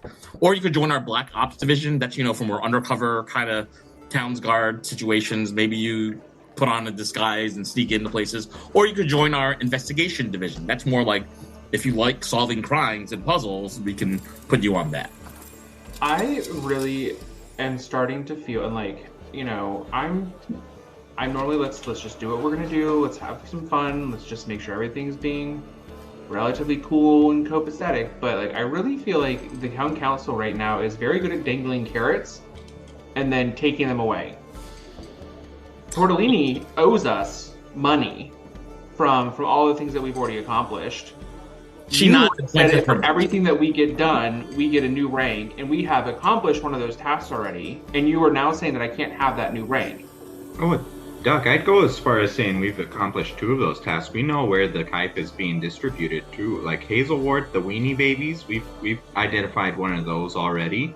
I mean, there's plenty of information we've provided to you on this whole thing. And then, really, the 2 people that voted no, why are they voting no? Have you even thought about that? What's in it for them to keep the kife going? Milo, when you say this, Sheriff motions you to the southeast corner of the room and says, "Good observation, Milo. Maybe we should talk over there." And she starts walking with the bag of items and loot over to a different corner of the room. Are we gonna follow? I mean, it's up to you. I mean, I feel like if we cut the head off the snake of this thing, we could be done with it, but what are you all thinking right now? Killing the council? I say quietly. I mean, some of them. No, I think it's probably a bad idea. If we kill the council, do we own the city now? It's what happened with the underground area, so... Mm-hmm. No, it could be that sort of system. Alright, let's go follow the sheriff, I guess. Oh, sure. So many hairs. The sheriff opens the bag and spills the contents onto the table in front of you. Inside, you find some of the gold promised to you by Tortellini, as well as some items for the patrol. And some of these items are magic items. So I'm going to type this in the chat and explain how they work. Inside the bag are 4 Zadaxi patrol swords. So if you're proficient with swords, this would be great. Each sword is essentially a +1 long sword, so +1 to attack, +1 to damage. And once per combat round, on a successful attack, you can also use the sword with a bonus action to cast Calm Emotions only on the target that you hit with the sword. And you have to come up with a magic word. And they get the chance to defend themselves with a charisma save. Make sense? You are also allowed to equip both swords. If there's someone in the party that uses 2 swords, you are allowed to equip both hands with the sword. The sheriff has also given you 2 Zadaxi patrol hats, and she handles them very gingerly and explains that they're quite expensive, which is why they only have 2. They kind of look like New York Police Department street caps, like navy blue on top, tough, shiny black brim. And when you wear it, you essentially cast Disguise Self on yourself for 1 hour. The only kind of snag in this is that whatever the disguise is that you create, it must have a hat or head covering as part of the costume. And the magic is stopped whenever the hat is removed or the 1 hour is up. It also does not require attunement. Do you by chance have one of those swords in a short sword edition? We can make this a short sword. I can exchange it at the Town's Guard office, the barracks. Wonderful. Is that what you want, Duck? I think so. Okay. I'll take care of it tonight. I know you're staying in the Arts District, right? With the Ketz family. Just wondering, as the sheriff, did you pick these items out? She nods. Okay, so you observed the 4 of us and said, I bet that little fairy can carry a long sword. She nods. Mm-hmm. Cool. So I am definitely going to join your team. Are you on the investigation team? I bet you are. She points to a few more items that she's given the party. 2 coils of 50-foot rope, 4 jewels worth 100 gold each, 10 stakes, a couple of water skins, a couple of bed rolls, a med kit that has some potions of healing, and some antitoxins in it that's to cure poison or disease, and a tiny herbalist's book that comes with a mortar and pestle that will help you ground active herbs to patch someone's wounds up. Elena, do you just scoop all of this into your overall pockets? Yep. Oh, I jank one of the hats before you can. Oh, does anybody want any of this before I get it in there? Leave one sword out to be taken back to the shop. Okay. Put all the rest in. We will sell one of them because I cannot use it, and this will be good on the black market. Yes. Right. The sheriff asks the Vanguard, which one of you is the most persuasive of the bunch?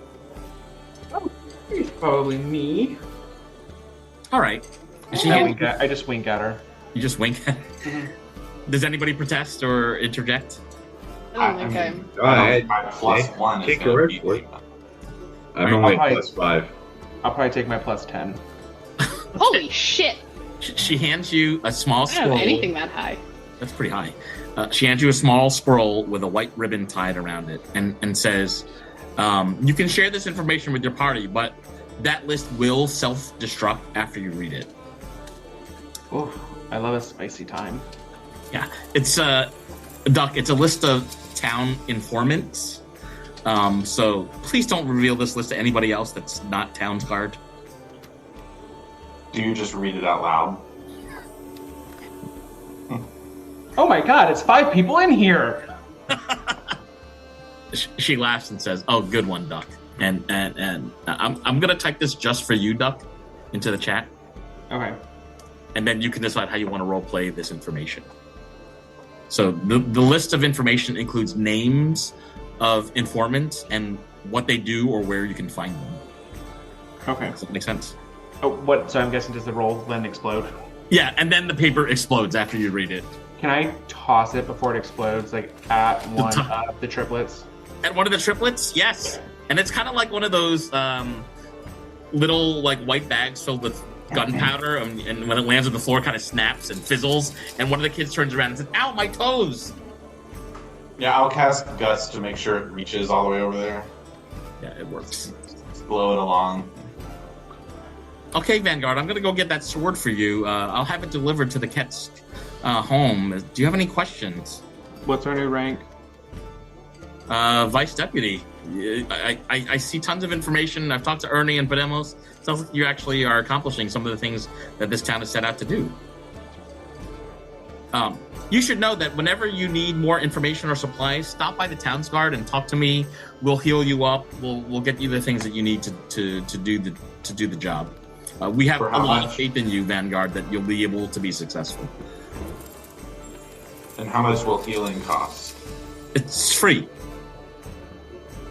And this is why you put your faith in police and not God. Hey, Milo.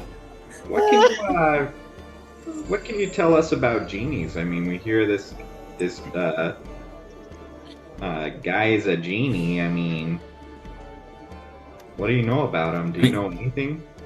Not right now. We don't even know his most recent whereabouts other than the Arch District last weekend. So it's kind of a hard person to track. Yeah, Gilmore. Yeah, he's been evading. I saw him once, I think. And what are these stakes for? I mean, we keep getting stakes everywhere we go. Are we gonna fight a vampire? Quite possibly. Or if you need to put up a tent because you're in the forest somewhere, you can use the stakes for that. Oh yeah, I suppose stakes do have multiple uses. I mean, good call there. And Milo's just gonna do his little divine sense around the room. Around the room? Yeah. You're not noticing anything, Milo. He'll just give everyone a thumbs up and look really proud of himself. I'll bring my shark teeth out just to help. Did you sharpen those yourself, or I mean, I don't want to be rude, but are those just like natural fairy fangs, or like? I mean, they come and go as I want, as I clean up the acid that has spilled out of them. Yeah, you drool a lot when you have those things out. It just a lot pudding, but. Sheriff interjects and says, "You know, Milo, the most recent information that we have about the genie is that he was seen in Hazelward and he was seen in the Arch District. We don't have any additional information about what else he was doing in the Arch District, but if you want to go to Hazelward and talk to more people about the whereabouts of this genie, you might be able to report something back to us." Sure. But do we have jurisdiction there? Wear your badge. Where's the badge? The city of Zadaxi is respected in all the Seven Sisters, so wear your badge when you're over there. Where does it not work? Well, there's a lot of people in southern Virlinia that don't like us central Virlinians. Because that's where we're going next. Well, good luck down there. Wait, are we going? Where are we going next? We don't need her to know all of our secrets. Yeah. In the meantime, I would just keep an eye out on Antonia Cataloni, as well as Hazel. Yeah, I mean, why are they voting no? What's their skin in the game? I suppose, you know. I can tell you my opinion, says the sheriff. I think those are the two most greedy, capitalistic people on the council, even greedier than Ernie Tortellini himself. And maybe they want the kife trade to proliferate for some reason. Heslel keeps complaining that kife is not a problem in her district in town. She lives in the suburbs, and she says that in the suburbs, people don't abuse drugs. I don't think that's true. I think people do abuse kife in the suburbs, and we have evidence of it happening, but Heslel has been playing it down. Antonia, who I think you all know from having had worked for her as chefs or something about a month ago or so. Antonio is one of, she comes from royal heritage and always thinks in very old school manner, very traditional, capital and labor based manner. And she sees Kife as a distraction in her eyes. But I don't see it that way. And I think, Vanguard, that you don't see it that way. So I think that we're going to have a good working relationship together. A distraction from what? I don't know exactly. You might want to talk to her at some point. Okay, sure. But Sheriff does nod at Milo in particular and says, I'm glad that you noticed that those were the two that did not vote yes on this proposal. That could be quite meaningful. Usually, yeah. I mean, if they're voting no, that adds up. So just keep an eye out. We can't be everywhere, you know? Bye. All right. We'll see you back at the Town's Guard in a few days. Gather what information you can. May Paylor, Avandra, and all the gods be with you. And also with you. Oh, you took the words right out of my mouth, Duck. Good job. Okay. Well, that was successful, I suppose. Should we put Kife in Cannelloni and Rigatoni's bags? Oh, yeah. Give us a reason to investigate them further. And we just arrest them? Yeah. But this sounds like a dirty cop situation. You mean just a cop? Yeah, right? Immediately get power, immediately abuse. Yeah, abuse the power, abuse the badge immediately. We're not hitting the badge. We're not treating the badge emotionally wrong. We're just using our power. We're not doing anything to the badge. So we are well within the lines of the rules. You think the badge clashes with my new pants? Absolutely. No!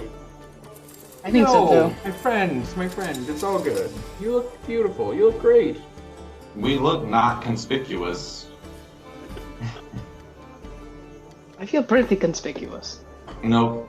We're very under-conspicuous. Maybe I'll put the cape on. And a mask. Yeah.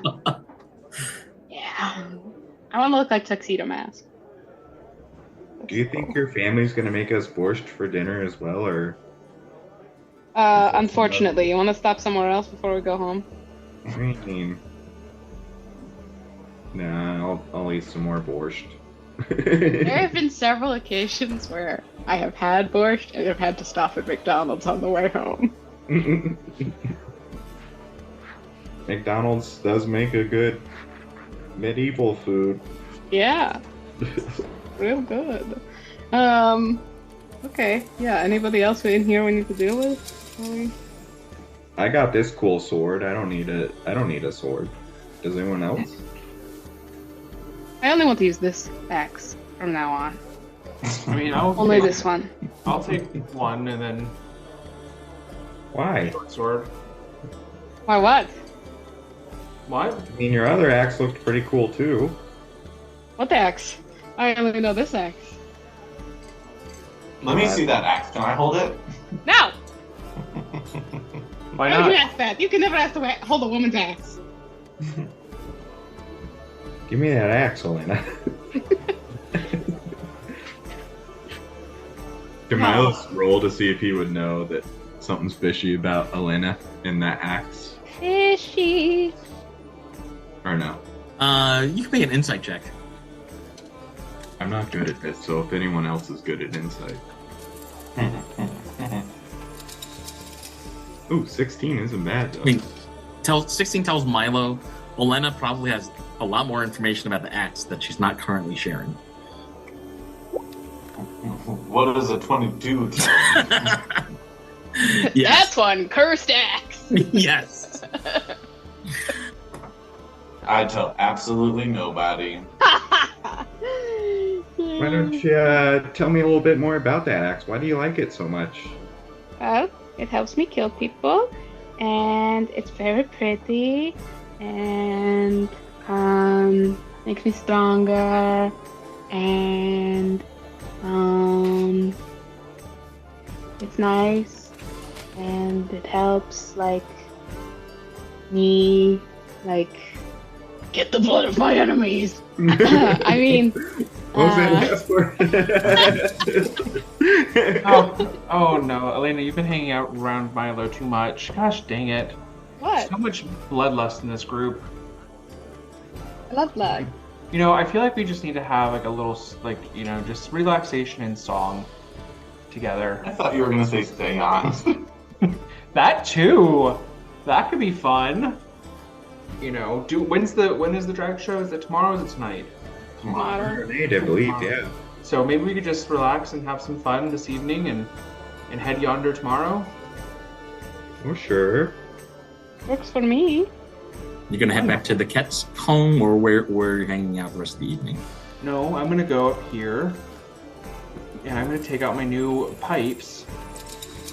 And I'm gonna talk to what's his name? Be like, hey friend, we should do a ditty together. Hey, Doc.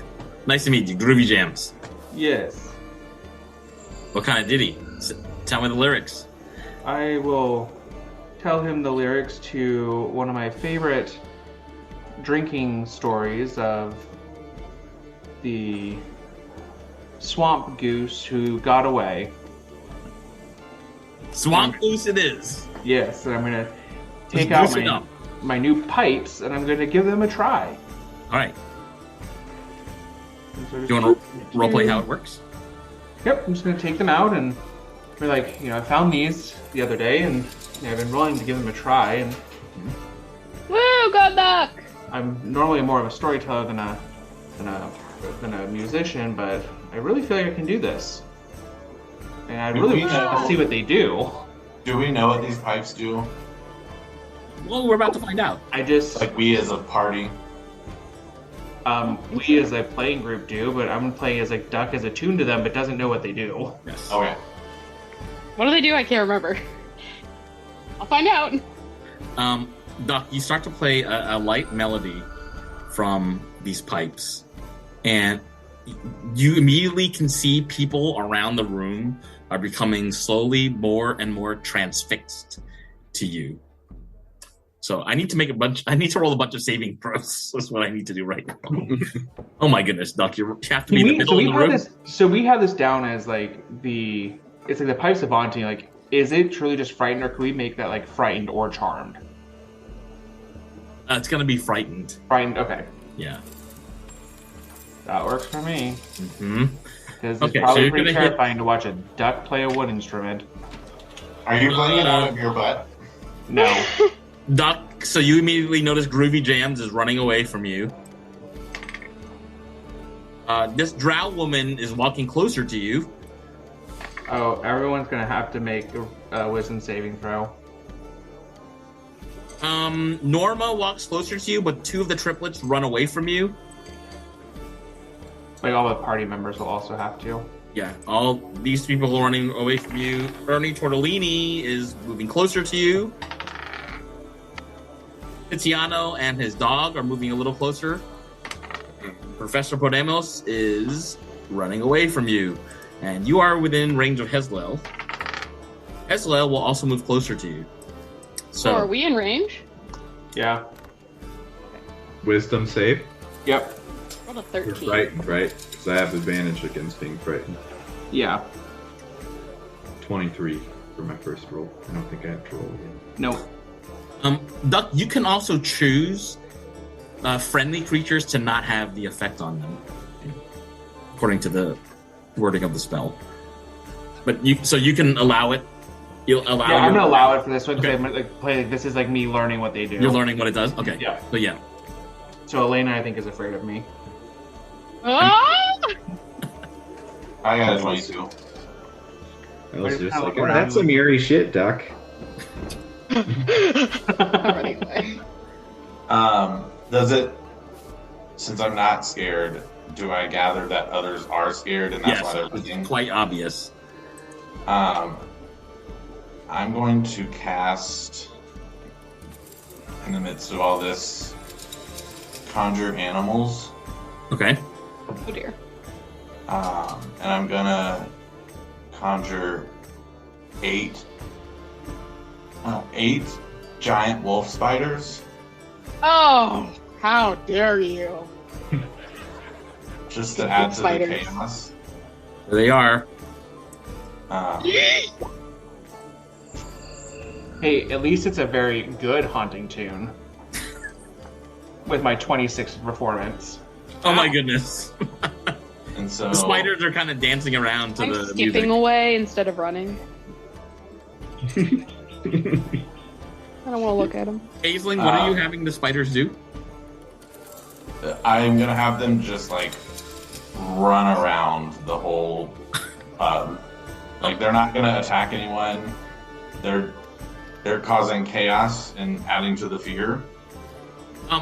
Aisling, could you make an insight check, please? You're noticing some reactions from the town council and from Sheriff Goldpetal, who's right next to you. 9. You're noticing some obvious looks of disappointment and dismay on several town council members and the sheriff, and she's kind of shaking her head and backing away from you, walking towards Elena. And Elena, you can hear her say, "Oh boy, I'm not sure about this." Oh, Sheriff, just wait a minute. I'm running away, so. The people that came close to me, do they enjoy my song? It looks like they are quite enjoying your song. So Ernie is kind of tapping his fingers with Tiziana. Bucatini, the dog, is got his tongue out. Heslel is kind of nodding her head. So yeah, people around you looks like they're enjoying the music. I'll finish my song of the swamp goose. And I'll take a flourishing bow and be like, oh, how was that? It's my first try. Ernie walks over to you and says, Duck, you're an investigator, a warrior, and a musician. What can't you do? Taxes. Okay, but we'll give you some gems for that. Don't worry. We can put something together. Don't worry. I can talk to the city. Thank you. Yeah. And Ernie backs up. It's at this point that you're noticing the town council starting to break up and start to head towards the exit. Aisling, what are these spiders doing?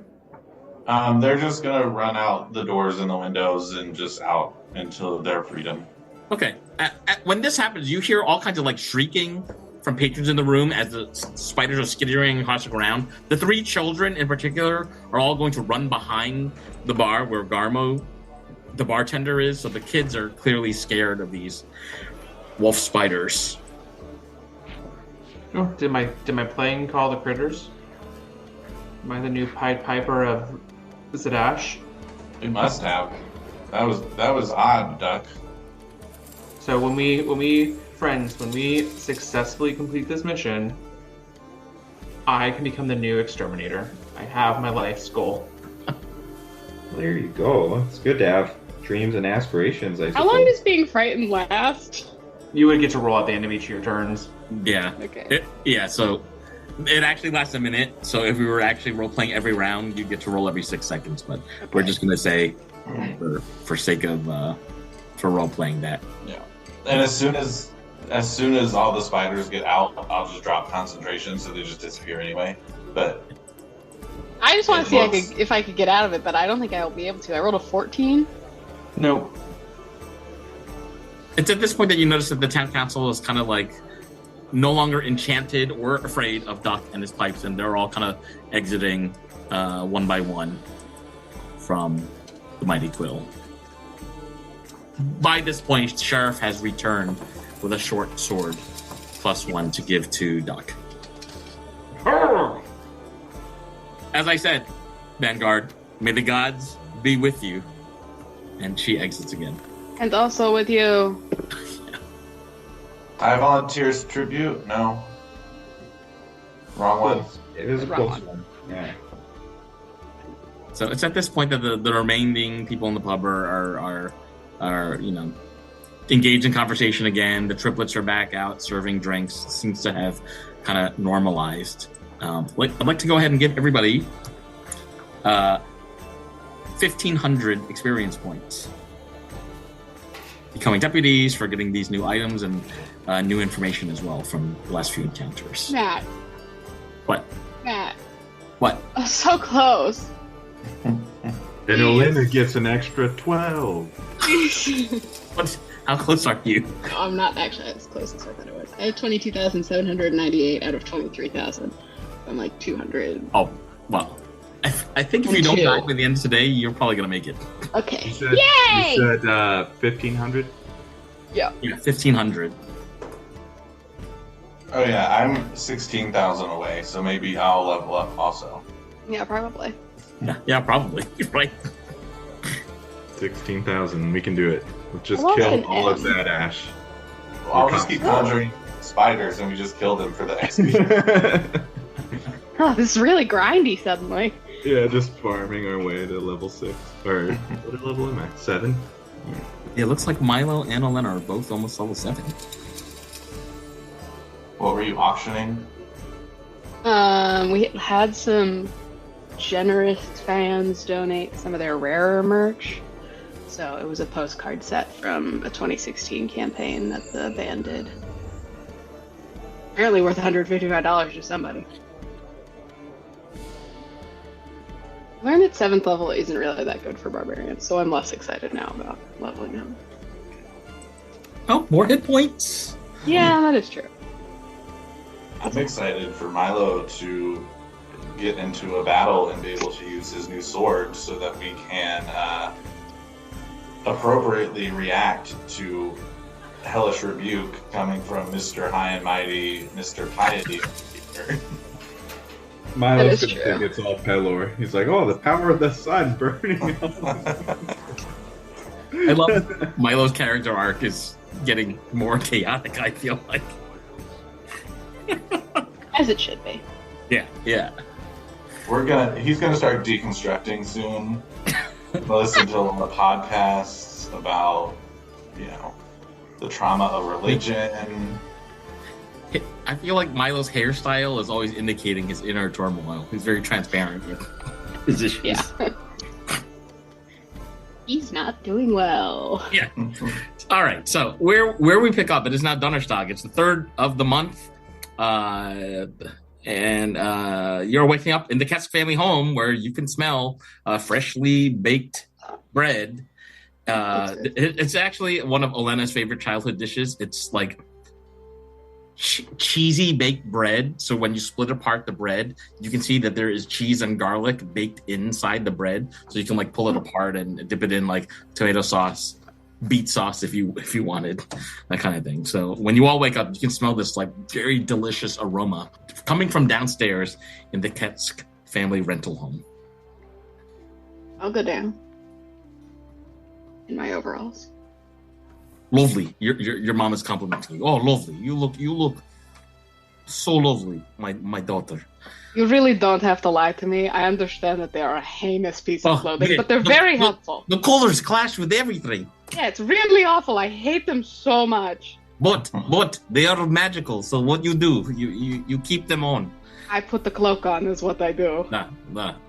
Oh, mush. So what do you do today with your friends, Olena? Oh, we were going to Hazelward to go to a drag show and perhaps catch some criminals. Oh, sounds lovely. You need anything from me or Dad? I don't. Let me ask my friends when they wake up. Guys! Milo's been there the whole time, just stressing. Yeah, Milo's eating. Milo, More bread. we really need to have a talk. Okay. Okay. You doing okay, buddy? Like we haven't had a genuine face-to-face chat in a while, and you're really just chowing down on that bread. It's kind of frightening. Well, I've been better. Anything I can do? No. I mean, I think we're already doing it, We're just seeing it done, stressing me out, Oh, yes, makes sense. Well, let me know. If you ever think of anything that I can do for you. Always here. You do enough. You do enough. More bread though would be nice. A nice place to start. You know, this is delicious. Right? Isn't it so good? It's like my favorite dish of all time. Elena's mom can clearly hear this, and she's thanking you very graciously for your comments, Milo. I'm up. I'm down there. Good. Eating borscht. I mean bread. Do we need anything for these travels, do we think? My family can provide? I mean, we'll take some of the bread with us, obviously. Mm-hmm. You need more. You need bread to go or borscht to go? Oh, ¿por qué no los dos? Let's do both. Oh, let's do. Okay. It's basically enough rations for the trip. Okay. So everybody's gonna get like a package of borscht and cheesy bread for the trip. It's gonna take about 6 hours to get to Hazelward, so you definitely will need to stop in. You're gonna say it's gonna take about 6 hours to make the borscht. I was like, no. Yesterday's borscht is still good. Okay, good. Well, friends, family, on the road again? Well, sure. And Milo stares at in horror as Olena kisses every single member of her family on the lips. I absolutely do not do that. We kiss French style. Yeah. Too. Yeah. Tongue? No. What? As if we are French. Tongue. You ever been to France? Oh, please think. We don't French kiss, we just kiss as the French do. Never mind. I take it all back. Pretend I never said anything. Okay, so you start making your way to the village of Hazelward. So if the party remembers, there's two ways to get to Hazelward. One is taking a shortcut through this hilly, snowy mountain pass called Tenoshumi Pass. There's a tea house at the top of that way. It's a shortcut in terms of distance, but if the party is not equipped, it could take longer to climb up and then climb down. The other way, which is the most recent way that you took to actually get back to that ash, was the road that goes beside the mountain. So instead of crossing on top of the mountain, it goes on the side of the mountain. So the party would need to choose which way they want to use to get to Hazelward. Milo, I'm gonna assume you want to avoid Tenoshimi Pass just based on our previous experiences with the place. Oh, yeah, that'd be great. I mean, I don't even think Aisling or Duck have coats, do ya? Like good winter coats? It's really cold up there. Like, I got a nosebleed. It was bad. Is that how they're bringing the kife in? I don't think so. I mean, it's a pretty treacherous place. And then there's a Akuma Nahaha's place up there. I don't think she's connected with it. She might be. Who knows? I don't know who to trust anymore. Takes another bite of his bread.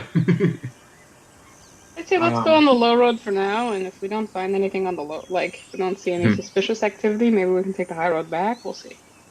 See how we feel. Okay. So the party takes this long, winding forest path moving west towards the city of Hazelward, where they come across about 100 feet away from you are two shabbily dressed men, human men, on the road, joking with one another, kind of pushing each other around and swearing vulgarities. They don't seem to notice you, but you definitely notice them because they're on the road that will get you to Hazelward. Milo will just shout at them, "Hello, friend, how you doing?"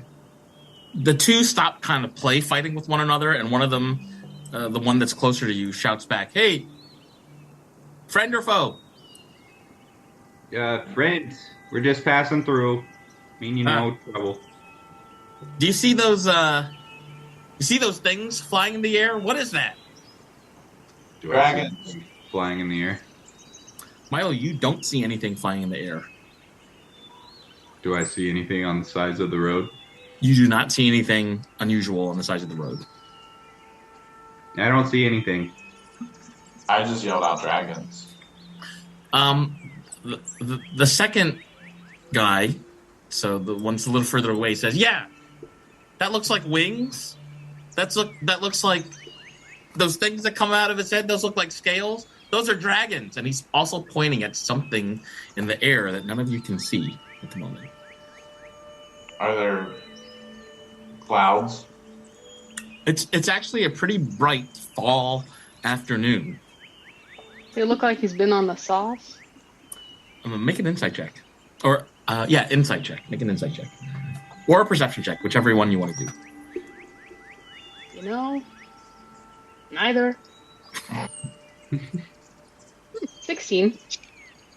This person looks like they're definitely high, or drunk, or both. I think they might be Both high or you drunk guys. or both. They have weapons on them? Like, they look like they could attack us? Yeah, even though they're shabbily dressed, they both kind of look like they possibly could be rogues, brigands, pirates. Like, judging by their clothing, that they would fit the description of somebody who's kind of like a little bit shifty. They don't look like they were from Storm's Eye, I guess we could say. Okay. And we've been walking for a while too. Like we're pretty far out of this. You're several hours away from Zadaxi already, and you're getting very close to Hazelward. Say, friends, noticed that you're partaking and was just wondering if you knew where we could get some too. Oh, hold up! Don't get any closer. Don't get any closer. There's something. Can you kill that thing? Can you? And they both withdraw longbows, and they're kind of aiming at something in the sky that you can't see. Yep. Don't shoot those bows off. Just Don't need willy-nilly. any arrows flying around and hitting someone. I'll just look up. Oh, wait. Are you talking about those? And just point up in the sky? Yeah. Like those, the two that are just Yeah. kind of circle, and one of them, it looks like wings and has like horns?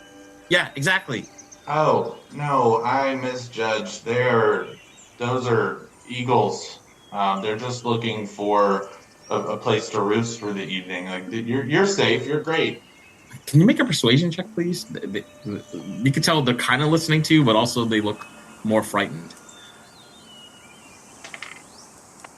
14. The one that's a little bit closer to you says, "Oh, eagles are what you call it, huh? Eagles. Let's shoot down that eagle." And both of them kind of knock an arrow and shoot their arrows into the air. You can tell from where you're standing that they're not going to land anywhere near you, but both arrows fall on the ground, and both guys say, we missed. Can you take that out? Can you help us attack that thing?" Guys, there simply is not anything in the sky that we can see. So unless one of you can, like, cast fairy fire or something so that we can see these things, we can't help you. I don't know what to say. Is there anything around them, like on the ground? You see the typical things you would see on a trail road. So there's ruts on the ground, rocks, pebbles, stuff like that. Green Maybe grass. like bags, or like, are they carrying packs or anything? No, actually, they're just carrying like the weapons that are around their belts. Let me see what I can do. I'm gonna come closer because I need to for this. Can I go up to one? Yeah, Good. and one of them is also going to walk a little bit closer. That's fine. You, and I'll point at one, whichever one. I said, you were the closest with that arrow, though. Let me help you aim. So, like, aim again, and I'll guide your arms. He points at the sky, and you can see at this point he pulled his arm back to aim his arrow once more. Okay, don't let it go yet. You're pointing at the wrong. Oh my gosh. And I'll just like push his arm, and then like, okay, now take a deep breath in, and hold it. And like, oh my god, your stance is awful. And I'll try to like pat their legs, like to like kind of move the legs into position. And like, as I'm doing that, can I just pat down their pockets and see if there's anything like bulging in their pants? Oh, okay. So go ahead and go ahead and move Aisling up to where you want Aisling to be doing that. Oh, there's a map. Yes, there's a map. And there's an Aisling. Okay. I'll just be there. Okay. I mean, so you're kind of like, he shoots the arrow and it doesn't land anywhere near the party, but you can definitely see that there are like vials, maybe potions of healing, you're not sure, and coins in this person's pockets. Oh, well, this is your problem. You're off balance. And I'll try to pull out one of the bottles. Like, what is this? Make a sleight of hand check, please. That's a 1 + 1 is a 2. Yeah. So this guy's so shifty, you can't quite get your hand in there. But could you also make a perception check, Aisling? Yes, I'm much better at those. 14. Aisling, you can detect that this person's breath is vaguely sweet, and his teeth are stained a little bit black. And at this point, he's put his bow down, and instead he's drawn a sword, and he's looking at you, kind of like scared, and you're not sure what he's gonna do. He's like, "Hey, did you just come down from the sky? What? Is it you? Are you the eagle?" Yes. Milo, seeing him draw the sword, will move a little bit closer. Yeah. And he moves to strike you. This is not a surprise, so I'd like everyone to roll initiative. I gotta put on some battle music. I love playing battle music in the heat of battle. I got a 2. 2. Another natural 1. Got it. 14. 14. 12. Okay, the gentleman who's closest to you, Aisling, is going to strike his sword at you. Say, Eagle, take this. And plunges the sword into your left leg. I rolled a nat 20. So that is going to be 2d. Oh boy, that's going to be 14 points of piercing damage. So he jams his sword into your left leg. It's bleeding out everywhere. And he's like, I got the eagle. He's bleeding. And then he is going to wave his arms like he's flapping his arms like an eagle to try to get your attention, Aisling. That's the end of his turn. Elena, you're actually next to act. The fuck is going on? Okay. 10, 15, 20. I want to stand right next to Aisling. Okay. So that I can be in between her and the other guy. But I'll attack the guy who just attacked them. 9 to hit. That's going to miss. And So a 14 to hit. The 14 will also miss. So, Elena, you take 2 attacks. This person, even though he looks kind of out of it, is like weaving and dodging and like moving his arms all around the place, and he's able to dodge your attacks. Okay. Now, bonus action. Rage. Because I forgot. Okay, Milo, you are next to act. Alright. Yeah, Milo's just gonna run and misty step over here. Okay. Pop up between the guy that hasn't attacked anyone yet and his party. And I'll just pull out his sword and say, "Oh, you don't want to do this. You just drop your weapons, or hey, we're part of the law now, so you're messing with the law right now." And then he's just gonna hold his action, and if this guy attacks anyone of his party, he's gonna attack him. Okay. Doc, you're next to act. I'm going to Misty Step. Bloop. Okay. Like here. And I rolled on my Tales from Beyond earlier. Okay. And I'm going to look at Ainsling, and I'm going to say, my friend, my short, beautiful, beautiful friend, how dare they hit you so hard? I protect thee with the spirits of all of the feathered friends of this forest. And I'm going to put Tale of the Avenger on you. Tale of the Avenger. Sounds cool. What does it do? For 1 minute, any creature that hits the target with a melee attack will take force damage equal to a roll from my Bardic Inspiration. Oh, okay. Which nothing looks different. So Okay. he'll find out when he hits him. Okay. Do you have a bonus, or is that was your? The Misty Step was my bonus, That and was that Misty was my Step, okay. action. All right. So the one that has not attacked yet is definitely like seeing things or hallucinating. And Milo, when you get closer, he's like, "You don't look like an eagle." And he puts his bow back in his pack, and he withdraws his sword, and he's ready. He's going to lunge forward and slash you, but you actually get the first attack because you held that action. I was gonna be like, all right, well, I tried. Look at Duck, like, I tried. You did, actually. just gonna I stab. thought it was impressive. Yeah, he's gonna stab him. Yeah, go for it. Non-lethally, my friend. Non-lethally. Non-lethal stab. Aim away from the inner thigh. Aim for the outer thigh. It's meaty, less arteries. Yeah, 23. That hits. Okay. And 6 points of damage for that one. Oh, ow! It bit me. Yeah, I guess I'll have to attack him again. Okay. That one, but I get to re-roll. 20 altogether for the second one. But that's gonna hit. 6 plus 5. 11 points of damage there. Okay. And I'm just gonna say, stop it. Oh, just also, by the way, Matt, I'm going to go ahead and retcon everything I just did. Okay. We'll let Milo do his thing, and then I'll explain why. Okay.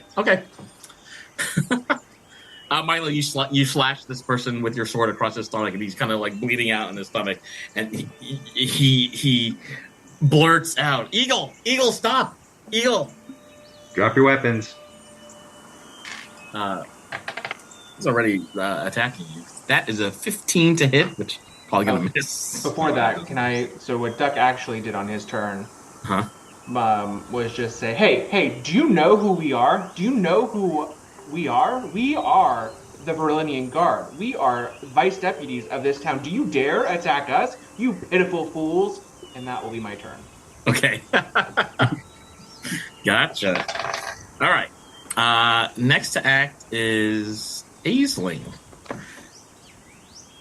We're all just eagles here. I'm going to bonus action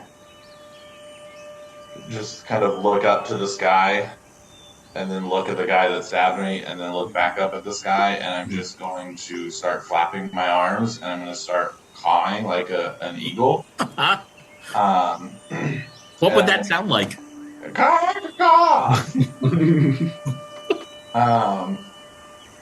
And I'm going to just appearing behind me, beside Milo, is going to be a ghost of an eagle. It's a healing spirit, so it will restore hit points to people if they need it. Okay. So I don't have a ghostly eagle, but I have a ghostly horse that I can use as a spirit. Sorry, Yelena. Chardonnay? Chardonnay. Wait, where Does it automatically heal on the same turn? Oh, just kidding. It is actually in my space. Oh, it's in your space. Okay. Like on top of you?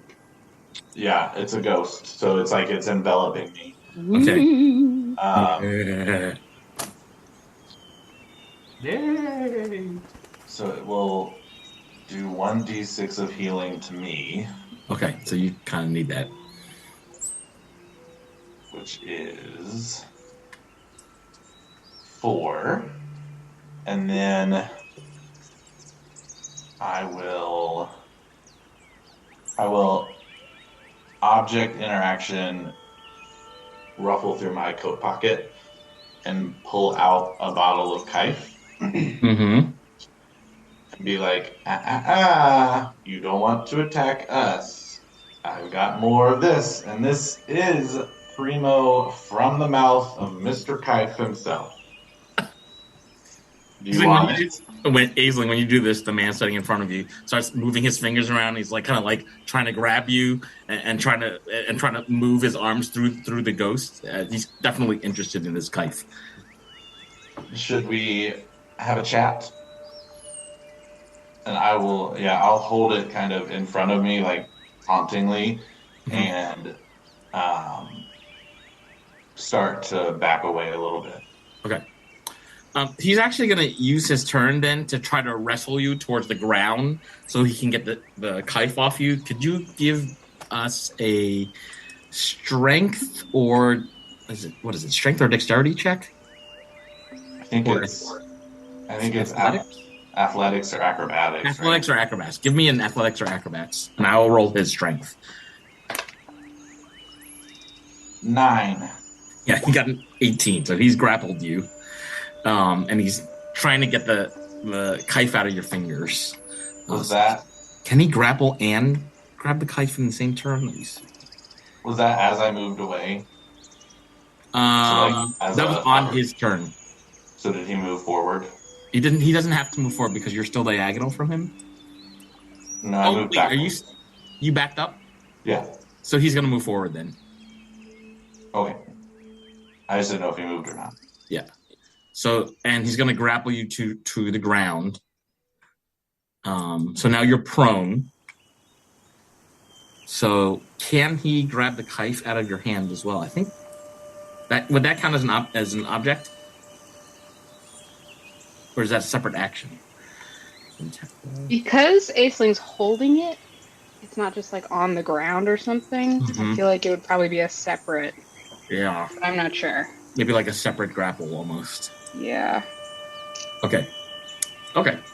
So we're gonna do that, and then he has another thing that he can do, but he can't do it yet. So that's gonna be the end of his turn. As he wrestles you to the ground, he says, "Eagle, hand it over. I need that kife. I need it, man." And he's like kind of rubbing himself, scratching himself. You can see he's got like this blood coming to his eyes. Too bad. Is it me? Yeah, Elena, your next act. Can I push him off, Aisling? Mm-hmm. Okay, I have advantage on Strength strength. versus strength. Yeah. I think you're gonna get it. Only a 14. Okay, he got a 6, so you got him. Oh, 14, 15, 16, actually, yeah. Okay. I'm going to push him off. I see that's probably my action. Now, bonus action, he should make a dexterity saving throw. Total is 9. Okay, so he takes 5 points of lightning damage. Ow! Eagle, stop! And Get it over! I will... I guess that's it. We'll go to Milo next. Milo's just gonna pull out the new badge that they all got and say, "I said stop!"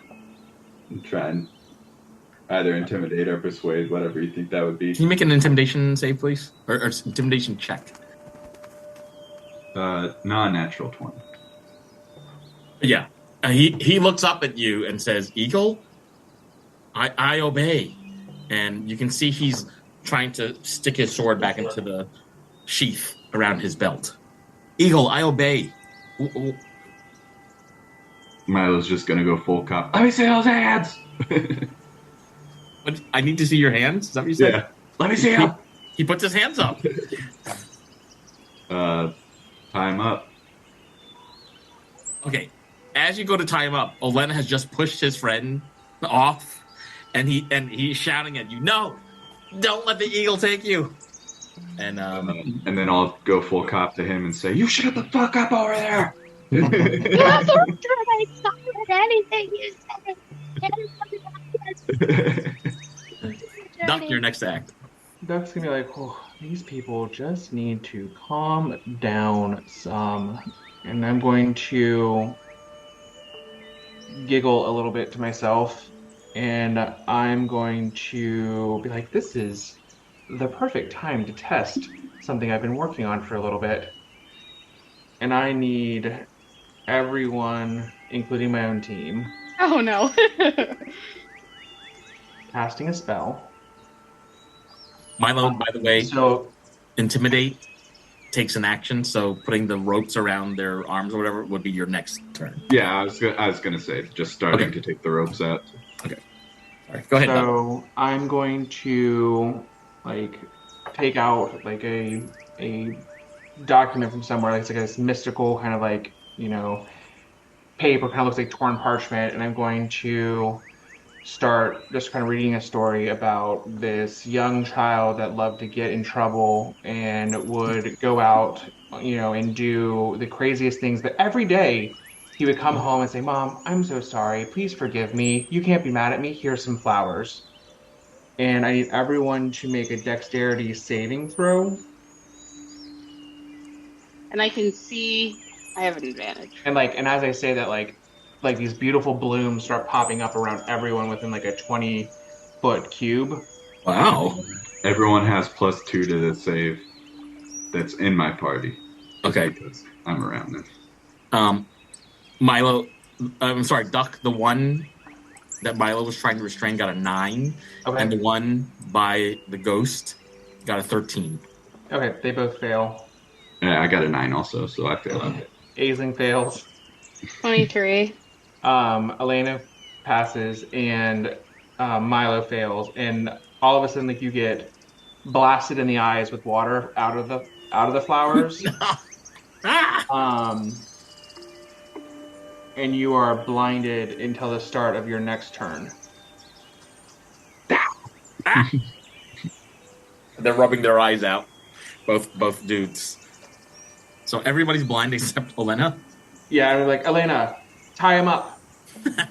On it! And I just move closer. Tying him up, what the hell, Duck? So Sorry, it's a new one. I don't know how to aim it very well, but we're going to get him, and we're not going to kill today. As the waters keeps pelting you from this daisy that's in front of your face. Okay, so if you're blinded, You have disadvantage on a lot. disadvantage, but this person just wants the kife. And then Elena would have advantage on everything. So that would mean Aisling would also have disadvantage because Aisling can't see either. They'd be straight roll. So it's going to be groping around looking for the kite that Aisling's holding, but at a disadvantage Yeah, and they're no longer grappling them because because you pushed them off. Okay, so he's just going to use his action to try to take the kite away from.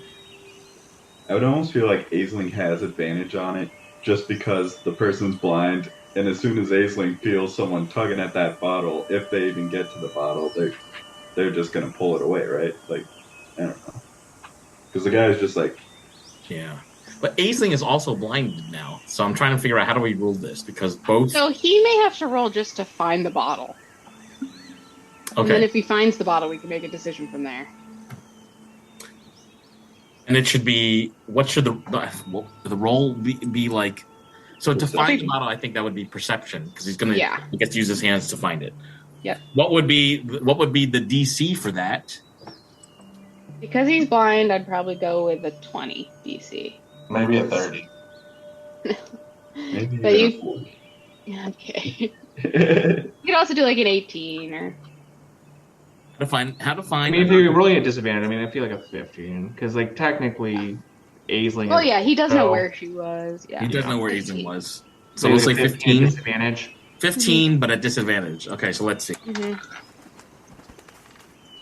5, so he can't find it. No.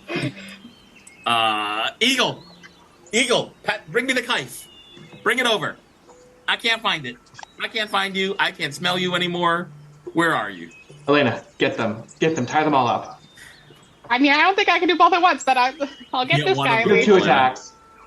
That is true. Shove one in your pants. Aisling, have at least like a minute or 2 of air in there. Aisling, it's your turn to act. I gotta draw a line somewhere. I do know that this person's probably in front of me still because they were just touching me. Yep. So I will try to attack. Okay. And be like, this eagle has talons. RAWR. Disadvantage. I don't like it. I just feel like I should tell you that. You don't like what? This eagle has talons. RAWR. It was specifically the RAWR that I didn't like. Okay. This would actually just be a straight roll, wouldn't it? Because attack rolls against a blind creature have advantage, but blind creatures attack rolls disadvantage. So it's a straight roll. Yeah. Blindness in D&D makes a lot of sense. Oh, shoot. A 10. And won't miss. Could have been worse, though. Yeah, it could have been worse. Could have been a 9. Bonus action. I will not do that, because I technically can't see myself either, can I? I'll just stay there. Okay. We're going to go back to Reality. yes. We're going to back. Did I do that last session too? Every few games. I'm so sorry. No, it's all good. So consistent. We're going to go back to the one that is directly north, directly next to Milo. So Milo, he was like, you intimidated him, so he had disadvantage on all those things. But the intimidation, I just wanted to double check. How long would that last? Is that just one round? Intimidation. I can't remember if it's one round or it lasts several rounds. Sorry, folks. I gotta look this up. Intimidation lasts for one round. So he's no longer intimidated in this round. He is, however, blind. But he's blind. So he's going to attack Milo at disadvantage. Okay. But just have to sound it out. It would also be a straight roll. Because Milo's blind. Oh, okay. Remember, blindness makes sense in D&D. So the first roll is a 13, which I think is going to miss. And he's gonna trying to aim wherever Milo is. And he's thinking Milo's head is the biggest part of his body, so he's trying to aim at Milo's head. Clearly misses, but this person's gonna use one of his special abilities to make another attack. The second attack is a 22, so this one will hit, and this will do 15 points of piercing damage, Milo. Ah! I got you, Eagle. You have Kife too? Hand it over. He doesn't. Officer, do you have Kife? Officer Eagle? Hand it over. I kind of want to just kill these guys. I say to Duck. Yeah, that's the end of his turn. Olena, it's your turn to act. I'm not going to, but who's closer to death? Milo or Aisling? I don't know, but Olena just sees a huge vein in Milo's head bulging because he's so mad that this guy just stabbed him again after. God damn it. I'm gonna tie up this guy. Okay. So that's like a strength thing, right? Yeah. Strength versus strength? Yeah, he would Oh, have that was bad. disadvantage, I think, right? Yeah, you He's get no that longer advantage. blind, but it doesn't matter because he got an 11. Why would he no longer be blind? Because he was already blind in the prior turn. It's until my turn. Oh, it's until Duck, so he's still Yeah. blind for 2 turns. Okay, so does he do that at disadvantage? Yeah. But I rolled a 9. So. Okay. His lower roll was a 5, so I guess you Oh. waited. There you go. Put his groping into the air and got him. You got him by his leg. All right, yeah, I like push him down with my knee and I tie him up. I'll sort of like shove him aside. So you can grapple on this turn, but tie him up would have to be your next turn. Okay, even with 2 attacks. Oh yeah, no. If you're using that as your second attack, then yeah, you can do it. Okay. I think you can do it. So, this person is tied up, held down by Olena's knee or leg. Yeah. And then, do you have a bonus, Olena? Yeah, but I'm not gonna give him lightning damage because what if he dies? Oh, I'll give him make a dexterity saving throw. Because he's still blind. Yeah, and this is also only his first turn since it happened. Like, it just hasn't come around to me yet. Yeah, 10 total. He takes 4 points of lightning damage. Ow! Eel, that hurts. Officer, are you also an officer? I'm an officer, but I'm not a fucking eagle. Officer Eagle. Okay. Just taunting you. Right. Milo's your turn. Milo's gonna try and kill this guy. They're shouting at each other. Why are these Natural eagles so one. deadly? I mean, officers. Why are these officers so deadly? Just give us the drugs. Another natural one. So my first one doesn't hit. I rolled 2 natural ones in a row. Oh my goodness. All right. Don't you have halfling luck? You can. Yeah, I have halfling luck, but if you roll another natural one, it's a natural one. Okay. Yeah, it's just whatever you roll next, you take. And then second attack, 18 and 14, which I think would hit with +8.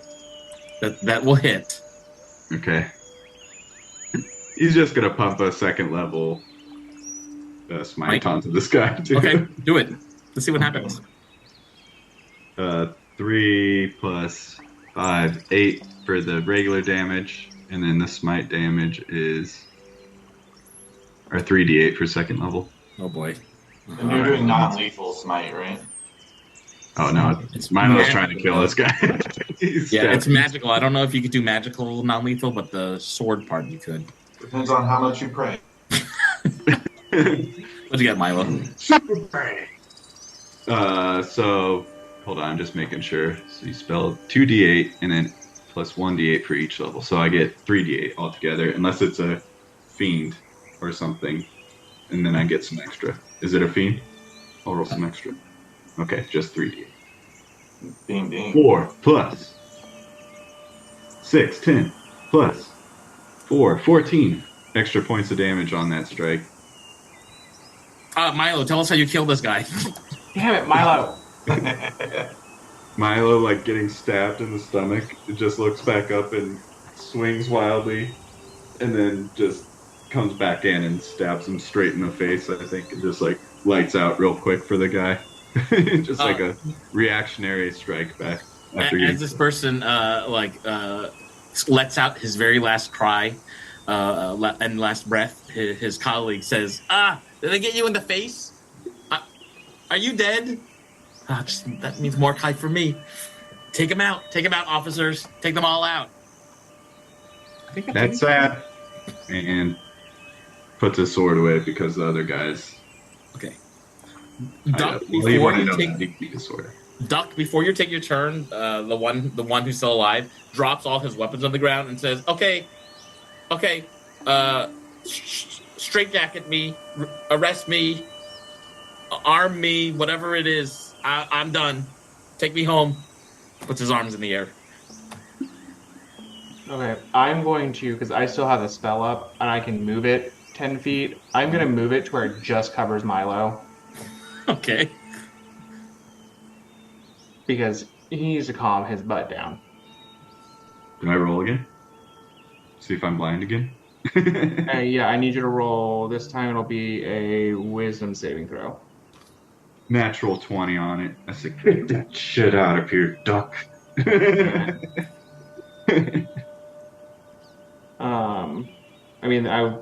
I'll just come over here. I'll drop the spell and be like, Milo, these are individuals who are jonesing for drugs, and you're supposed to be caring about them and caring about the impact these drugs are having on them. We need to really talk about your temper, sir.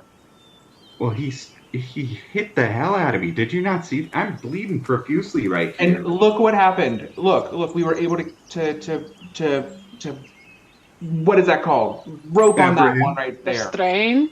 Yes. You could have A, had restraint, and B, restrained. Duh. I'm gonna go try and see if I can give like him CPR. Okay, Man? give me a medicine check, actually, Duck, because Milo's attack was quite lethal. Yes, I'm very good at these. His face is just like burning. 15.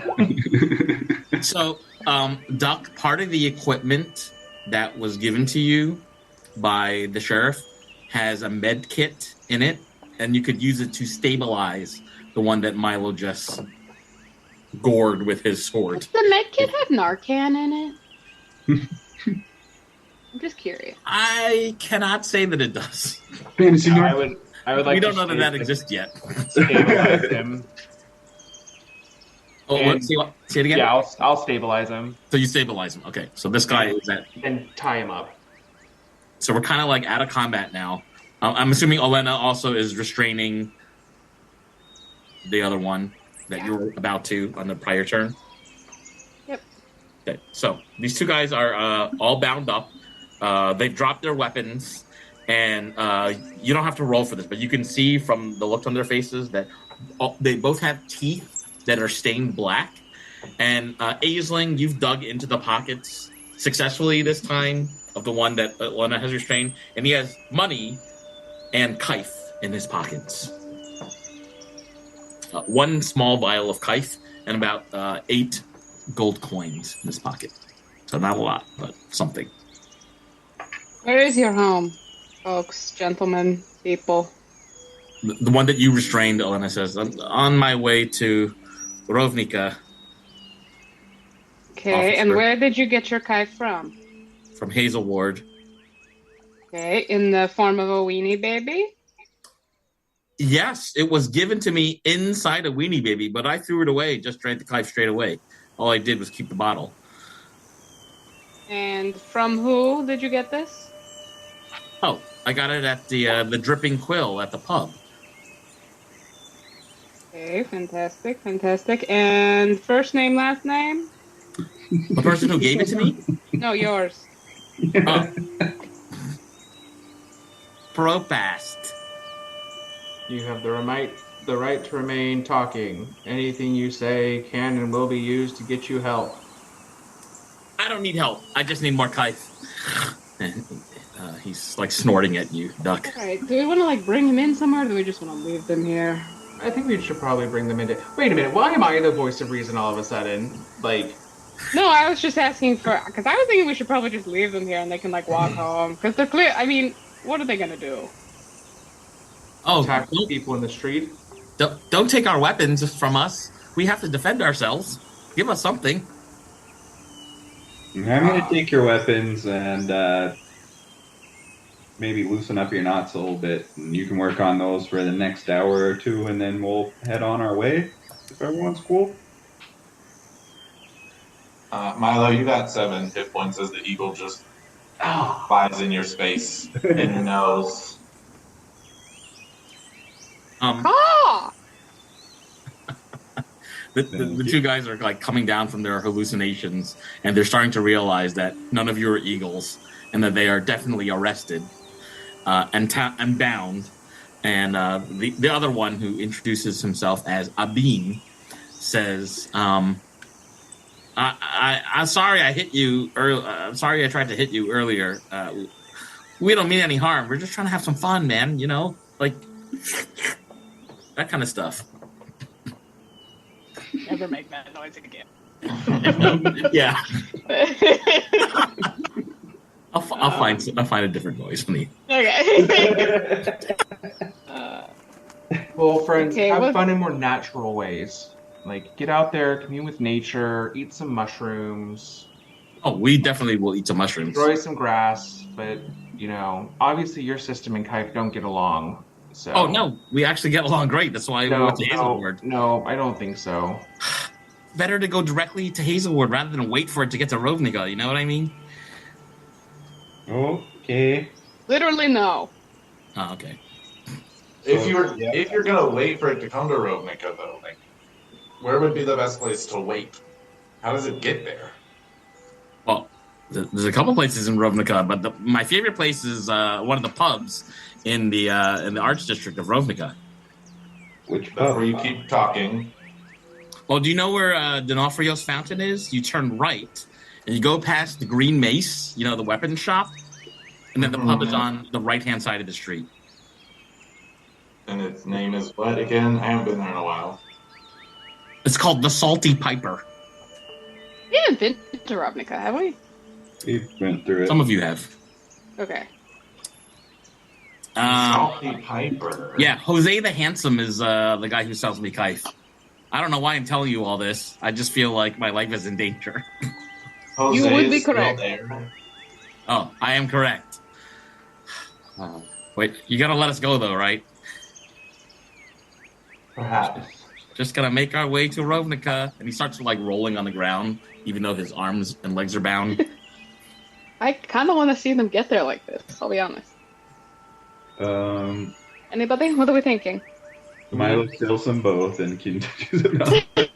No! And on that note, like, you know, Duck just stabs Milo. Calm emotion. Everyone just starts stabbing each other. Give them both a hot shot of kife and let them be on their way. I think we talked to the Weenie Baby people. Well, we talked to the son at least.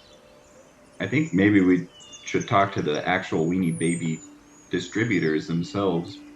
Maybe not the follow Weenie directions. Babies. No, Well, not the Weenie Babies. Oh, If you want to. I mean, they might know something. The one that's next to you, Milo, is slowly rolling on the road going east. Is it downhill? Ish, a little bit. Picking up Oh, they're speed. fine. Milo's gonna drag the other one to the other side of the hill, so it has to roll up the hill first before it can go downhill. Okay. And then, yeah, content with that as retribution for now. I'll put an arrow in both of their hands. Here, you may have this. Yeah, but what good is this without my bow? Use your big brains, you big-brained bollocks. Oh. I do not think that word means what you think it means. It's from my home. I didn't know officers had such bad foul language. And he looks at Duck in particular. Clearly, you don't know a lot about the law. What did I do? Wait, you looked at Duck because you said foul? Nods his head. Okay. We gotta kill him. Wait, is this the one that like I resuscitated, or is this the one that's been like still alive? The one that was alive the whole time. Eldritch Blast. Are you really? Oh yeah. Well, he didn't take damage earlier, so this is like he's prone though. So this is would this be critical? No, this would be a disadvantage for Will. Disadvantage for being prone. All right, so go ahead and roll, or I guess I have to roll. What's the saving? Does an No, 18 hit? It's a attack. 13 does not hit. Does an 18 hit? 18 does hit. Fuck. Yeah, I got two 18s. Oh, 18. Oh, so that hits. Oh, there's two of them, so. Does a 12 hit? A 12 does not hit. Okay, so just one.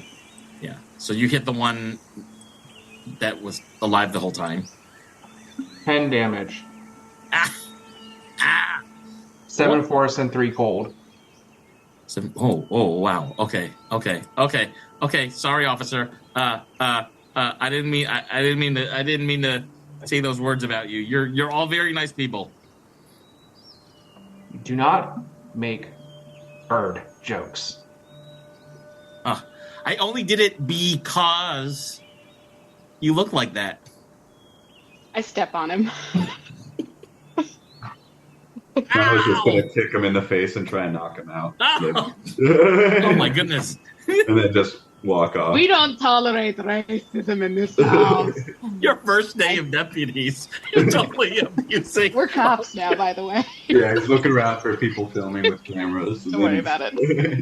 Milo and is this non-lethal, Milo and Elena, or is it lethal? Yeah, he's just trying to knock him out so that he stops talking and that they can continue on.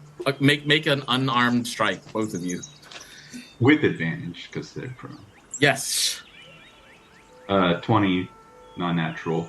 Okay, hits. And even better for the second one. And then I think it's 4 points of damage each time. 4 points, so Yeah. 8 total. Yeah. Elena, are you doing the same? Oh, you're on. Yeah, what am I? We're beating the shit out of this guy. Oh, okay. Yeah, wait. Okay, 15 and 15. 15 hits. Non-lethal. Okay. He takes 8 bludgeoning. 8 bludgeoning. You knocked him out unconscious. Okay. And his body's kind of slumping slightly on a slope, so at any moment it could start rolling down the hill. Milo pushes it so it does roll down the hill. Start slowly, it's moving.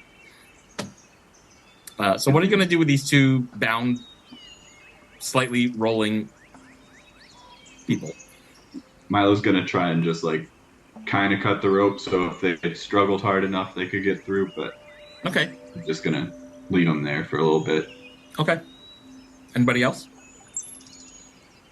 Yeah, I think we're just to let him go. Okay. There is loot, so if anybody wants to take any of the loot, you're welcome to. It's just a couple of small vials of kife, 2 longbows, 2 rapiers, and about 15 gold pieces. Did we ever figure out how much gold we got from the town for completing our tasks? Yeah, the town council gave everybody a gem worth 100 gold to each deputy. We'll take the gold and take the kife. At least I will. Okay. They need to sober up. That's what they get for making those bad jokes. Milo will take the strings to their bows. Milo. Uh-huh. And then throw the rapiers into the woods so they have to look for them for a little bit if they want them. Wow. Okay. And then I'll leave him like a little bit of food. Okay. Nice of you. What kind of food? A ration. Yeah, I take the borscht off of Elena's belt. Mm-hmm. Okay. I put 1 drop of kife in the borscht. Wait, do you really? Yes. Okay. Sometimes you just have to help wean them off. Is this party going to invent Narcan? Is that the second? What's happening? Wait, sorry. My roommate just said that her children in her class with Russian parents call borscht peasants' food. Yeah. Iconic. Yeah, we're gonna invent Narcan. Roll to invent Narcan. I love playing D&D next to her because she has no idea what's going on. Medicine check, medicine. No, we'll. So it takes about another hour walking on this trail to get to Hazelward, and I think this is Duck's first time in Hazelward. So this is just to summarize the village, but also for Duck's benefit. This is a small village, about 800 people. There's some small wineries, and there's one notable weapon shop, and a famous toy shop called Ween's Oddities and Playthings, which is run by the very rich and influential Ween family. There are 3 weenie babies might be. That's exactly where the weenie babies come from. There are 3 districts in town. If you're taking the eastern road in from the forest, which is what you did, you'll cross through North Town, which is the most sparsely populated. There's some farmlands and barns around North Town. If you go to the center of town, that's Ghost Ridge. And Ghost Ridge is where the central square is. That's where you're going to find the Dripping Quill, which is the main tavern and an inn, as well as the mayor's residence. And then west of that area is Old Town. In Old Town is where the Temple of Laera is, which is where the party had found a priest that turned into a werewolf a couple of days ago, actually. So about a week ago. So as the party gets a little bit closer, it's becoming late afternoon, and you're noticing a lot of signs in the Ghost Ridge advertising the drag show that's taking place at the Dripping Quill. As you kind of walk a little bit closer towards the Ghost Ridge, you're getting a slightly sketchy feeling because people are staring. People are just staring at all of you, and they're not really saying anything. They're just kind of like watching this group of very interestingly dressed people walk into the square. Covered in blood. Yeah. No, I would prestidigitate us before we went in. Okay. Like, we have to look our best. Mm-hmm. Doc be like, my friends, aren't we here to see a show? I see you staring. Are we not what you were expecting? Like, am I not gorgeous? So a farmer woman with her kind of hair pulled back in a red kerchief walks up to you, puts her pitchfork stubbed down into the dirt, and bows slightly in your direction and says, Jemmy, she, her. She raises her fists, kind of like as a fist bump, and says, welcome to Hazelward. You're here to see the drag show tonight? Of course. We've heard it near, far, and everywhere. It's supposed to be the best in the lands. It's definitely the best in these parts. We got some, I don't know if you want to call it competition, but there's some anti-drag people in town today, protesters. You look like a sheriff type people that maybe could do something about that. I don't know if you've heard, but Now those are people I don't feel bad killing.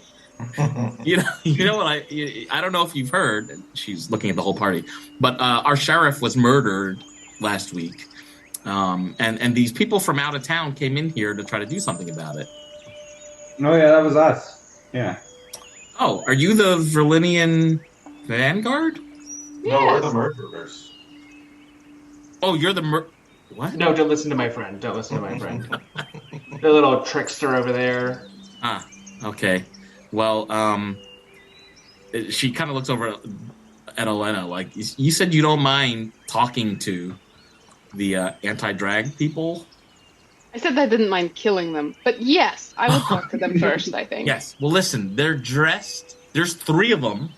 They're standing outside the Dripping Quill. They're wearing they're dressed in all black except for their white bonnets and kind of like lacy collars. You'll see them immediately because they're like shouting things at everybody. Birthdays? Yeah, they're shouting things at people who walk into the quill. Interesting. Okay. Interesting. How are the people of this town with like bloodshed on the streets, you would say?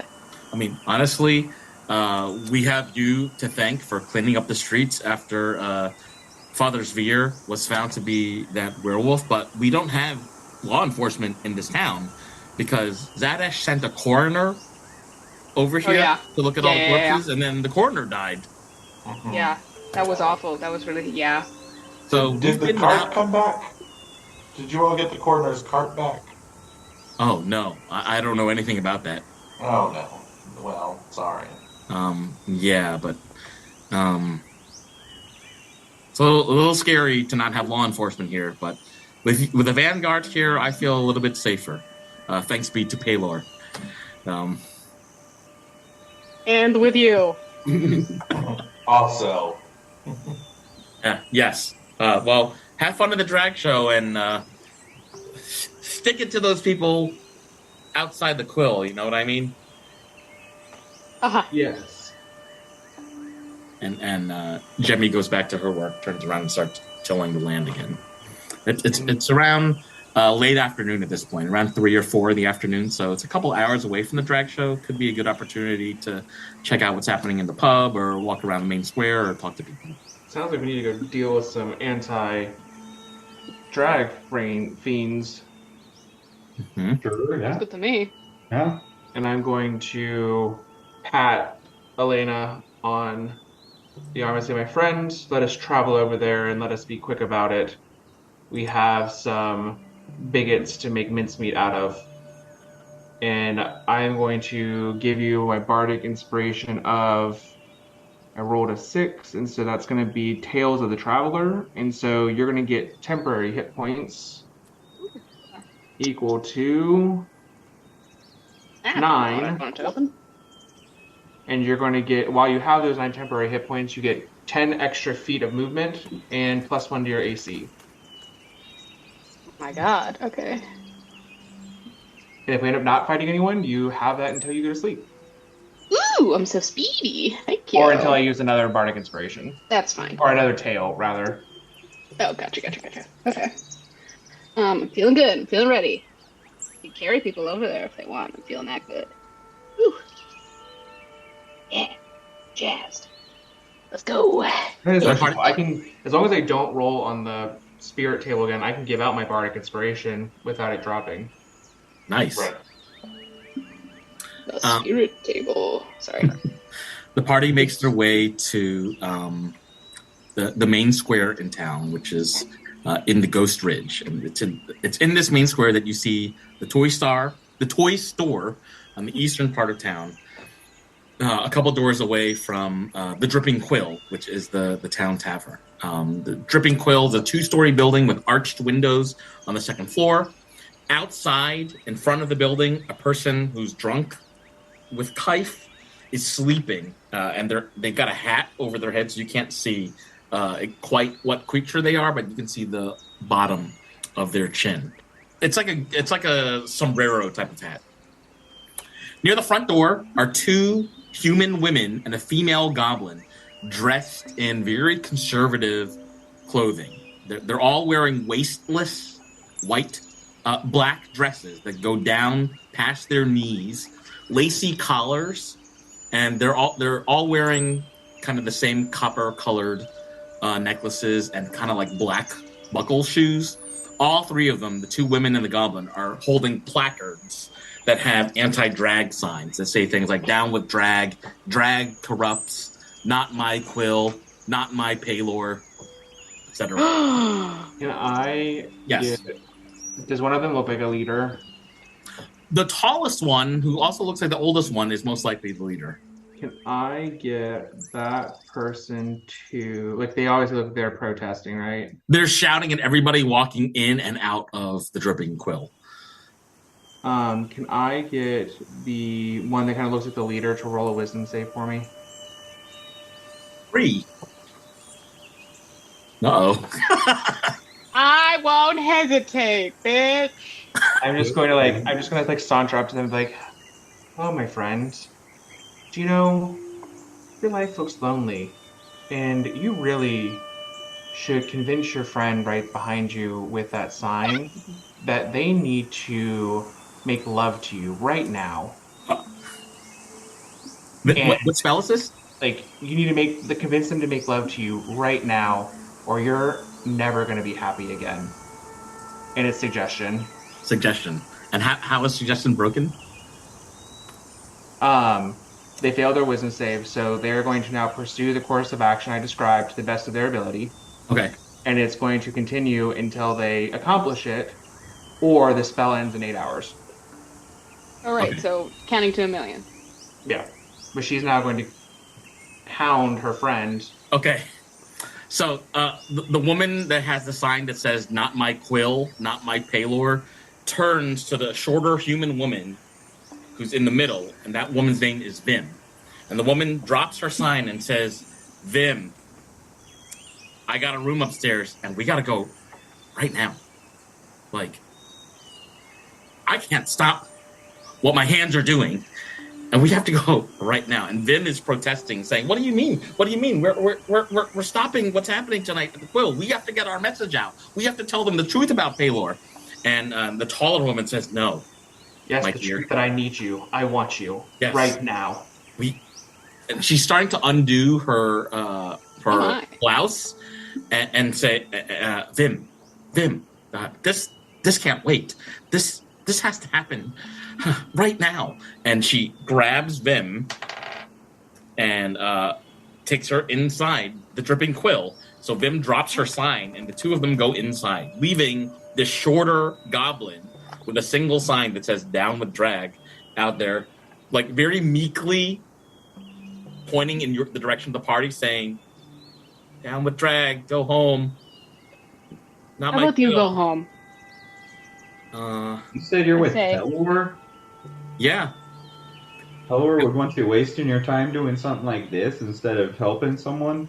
Well, Pelor is a protector and giver, and there's nothing that the drag gives to this community. It only takes.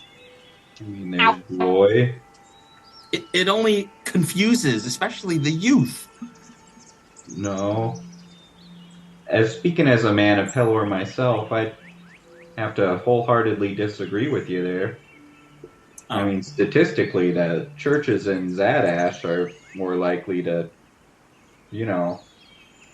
and then, yeah. But anyway, your friends are going upstairs. Maybe you should go join them and then just leave these people alone. You don't need to get your opinion all over. Milo, can you make a persuasion check, please? Can I give him advantage by standing behind him menacingly with an axe?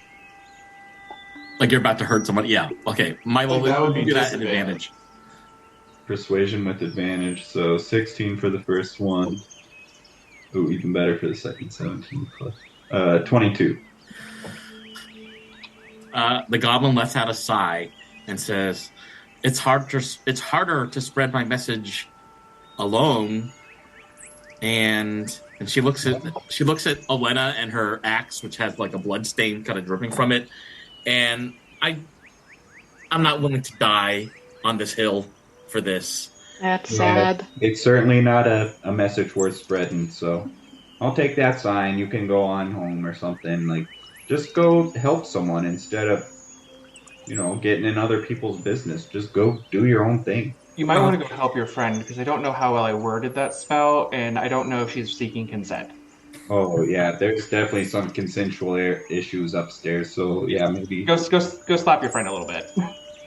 Oh, you mean the one? Yes. Went inside. Yeah, I guess I should check them out. All right, you're not gonna hurt me though. No, and you're not gonna bother these people anymore. Okay, officer. She's noticing the badge around your arm. Mana Paylor, and then he just shows it. So when this goblin lady walks inside, this is the first time that Duck can see a sign on the front door. And the prominent sign, is very colorful, and it says, if you are racist, sexist, homophobic, or an asshole, we're closed. Milo, Aisling, you're gonna have to stay outside. They're closed? Oh, shoot. All right. That damn asshole part at the bottom gets you every time. Well, on to the toy store for me. No, just kidding. This is where the drag show is happening. This is where the drag show is happening in a couple of hours. And this is where the lady just walked in? Yes. Interesting. We open the door and just see 3 dead bodies. Oh well. I'll go in and see if Jesk is working the bar. My name's Jesk. So I have a question about the suggest spell, by the way. Mm-hmm. So the name of the person that you suggested, her name is Nadrif.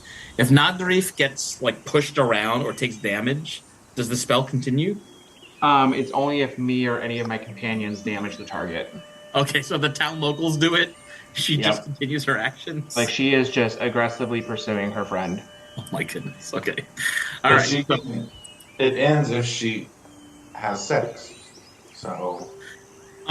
It's at this point where the 2 primly dressed women are pushed out of the front door by the bartender Jesk, and Jesk shouts at them, "And stay out of here!"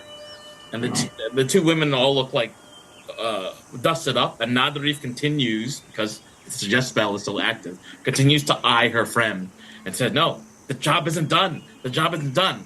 I know a place where we can go. I know a place that we won't be seen. Come follow me." And she grabs Vim's hand and they start walking towards Old Town. I'm gonna go, where's the goblin lady? Hey, Laura's always watching. Presently, He the loves goblin the lady is gays, still so it's inside. okay. Presently, the goblin lady is still inside the pub. I'm gonna go, prim and proper goblin lady, your friends are running that way. Go that way with them. Save her. Save her now. Is that a spell? No, I'm just recommending that she follows her friends. Yeah, it's at this point that the goblin lady comes out and kind of hears the tail end of your message, sees that her friends are walking towards the old town, and the goblin lady starts following them, trying to get in their way. Well, Probably should have worded that better, but Yeah. It's all right. Maybe she'll lighten up afterwards. You can accomplish things without bloodshed. Oh yeah, I mean, Wasn't this fun though? I tried. You gotta give me credit. I tried to stop him without killing him, and then You're trying, my friend. You're trying. little baby steps. You gotta give me time. Rome wasn't built in a day. Step in the ass, calm emotions. So there's the bar, or we could go to the Weenie Baby place and talk to them, or When the two ladies were pushed out of the front door by the bartender, the name of the bartender is Jesk Ween. Jesk would have noticed Aisling. Did you say Jesk Jess would Weenie? say, Like the weenie baby weens? yes. Uh-huh. Aisling, is that you? It's me, darling. We're back. Babes, I've missed you. Oh, boy, babes. Right. Can't tell if it's been? Australian or British yet. Oh, I'm everything, baby. By the way, we haven't met, and Jesk bows at Duck and says, Jesk Ween, he, him, she. I use every pronoun, so you're very welcome here. You and I your curtsy. friends. Yeah. You what? I curtsy. Curtsy. Wow. Duck. Duck, duck. Duck. Duck. Duck. Duck. Not a duck, but duck. Duck. Not a duck, but name is Duck. Yes. Well, since you're friends with Aisling, you must be at least not an asshole. I think you coming to the drag show later, or Aisling, do you want to catch up and get a drink? Are you here for the show? Did you just miss me? I'm here for a lot of things. I think a drink would be in order. Why don't you come inside? And Jess holds the door open, and from outside you can hear what sounds like DJ music, kind of in the background. It's like scratching and stuff like this, and you can see colored lights being set up into the room. So it looks very colorful from the outside. Jess says, "Oh, it's on tonight," and welcomes all of you. I think you might need a new DJ. This is it's whispercore. Well, maybe your friend Duck could help, because sometimes we play duckcore. Duck has a very lovely selection. Yeah, it's like duck calls and quack. Oh, I do have new pipes that we could try. No. So yeah. Yeah, wait, Oh, okay. Aisling, do you want us to come with you, or do you want to catch up alone? What's the vibe? Whatever.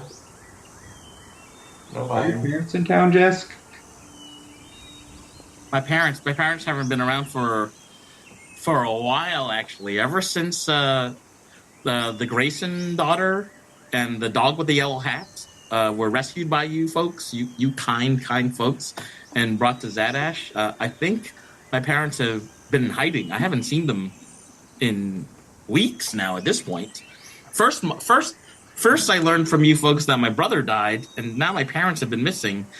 Things are not going well for Jess Queen. You're talking about yourself in the third person?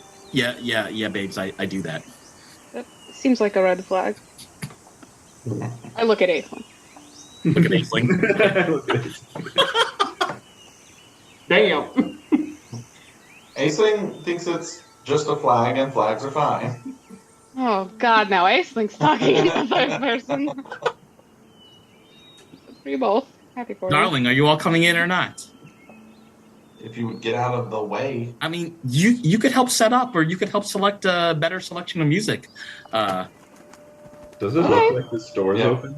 The Weenie Baby store is open? It presently looks like the store is closed, and there's a closed sign, and that it's been closed for a while. Okay, so it doesn't look like people are still running it. It doesn't look like people. Yeah, it doesn't look like it's been open. But this could be something that you maybe ask Jesk or somebody else in our next session. Because this is where we're going to end it for today. Entering the club. Yeah. With its Let's go, babes. discos. Whisper core. Whisper core? Is that a real thing? I bet it probably is. All right. So I'm going to give everybody an additional 185 experience points.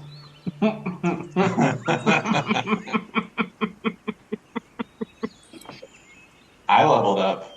I kicked a man to death today, Matt. Maybe I if kicked we a man killed to him, we death. would have gotten the points, you know? How close are you, Alana? I think I'm like 4 away with 185. Wait, let me put Okay. in. Let's give everybody 190 experience points today. Does that do it? Wait. No. Wait. I'm 7 away. Let's give everybody 197. 198 experience points today. So Let's Alana, fucking you will start go. the next session at level 7. 23,001. We're going to find out what's going on with Jess Queen and this club tonight. Cool. Did Milo level up or no?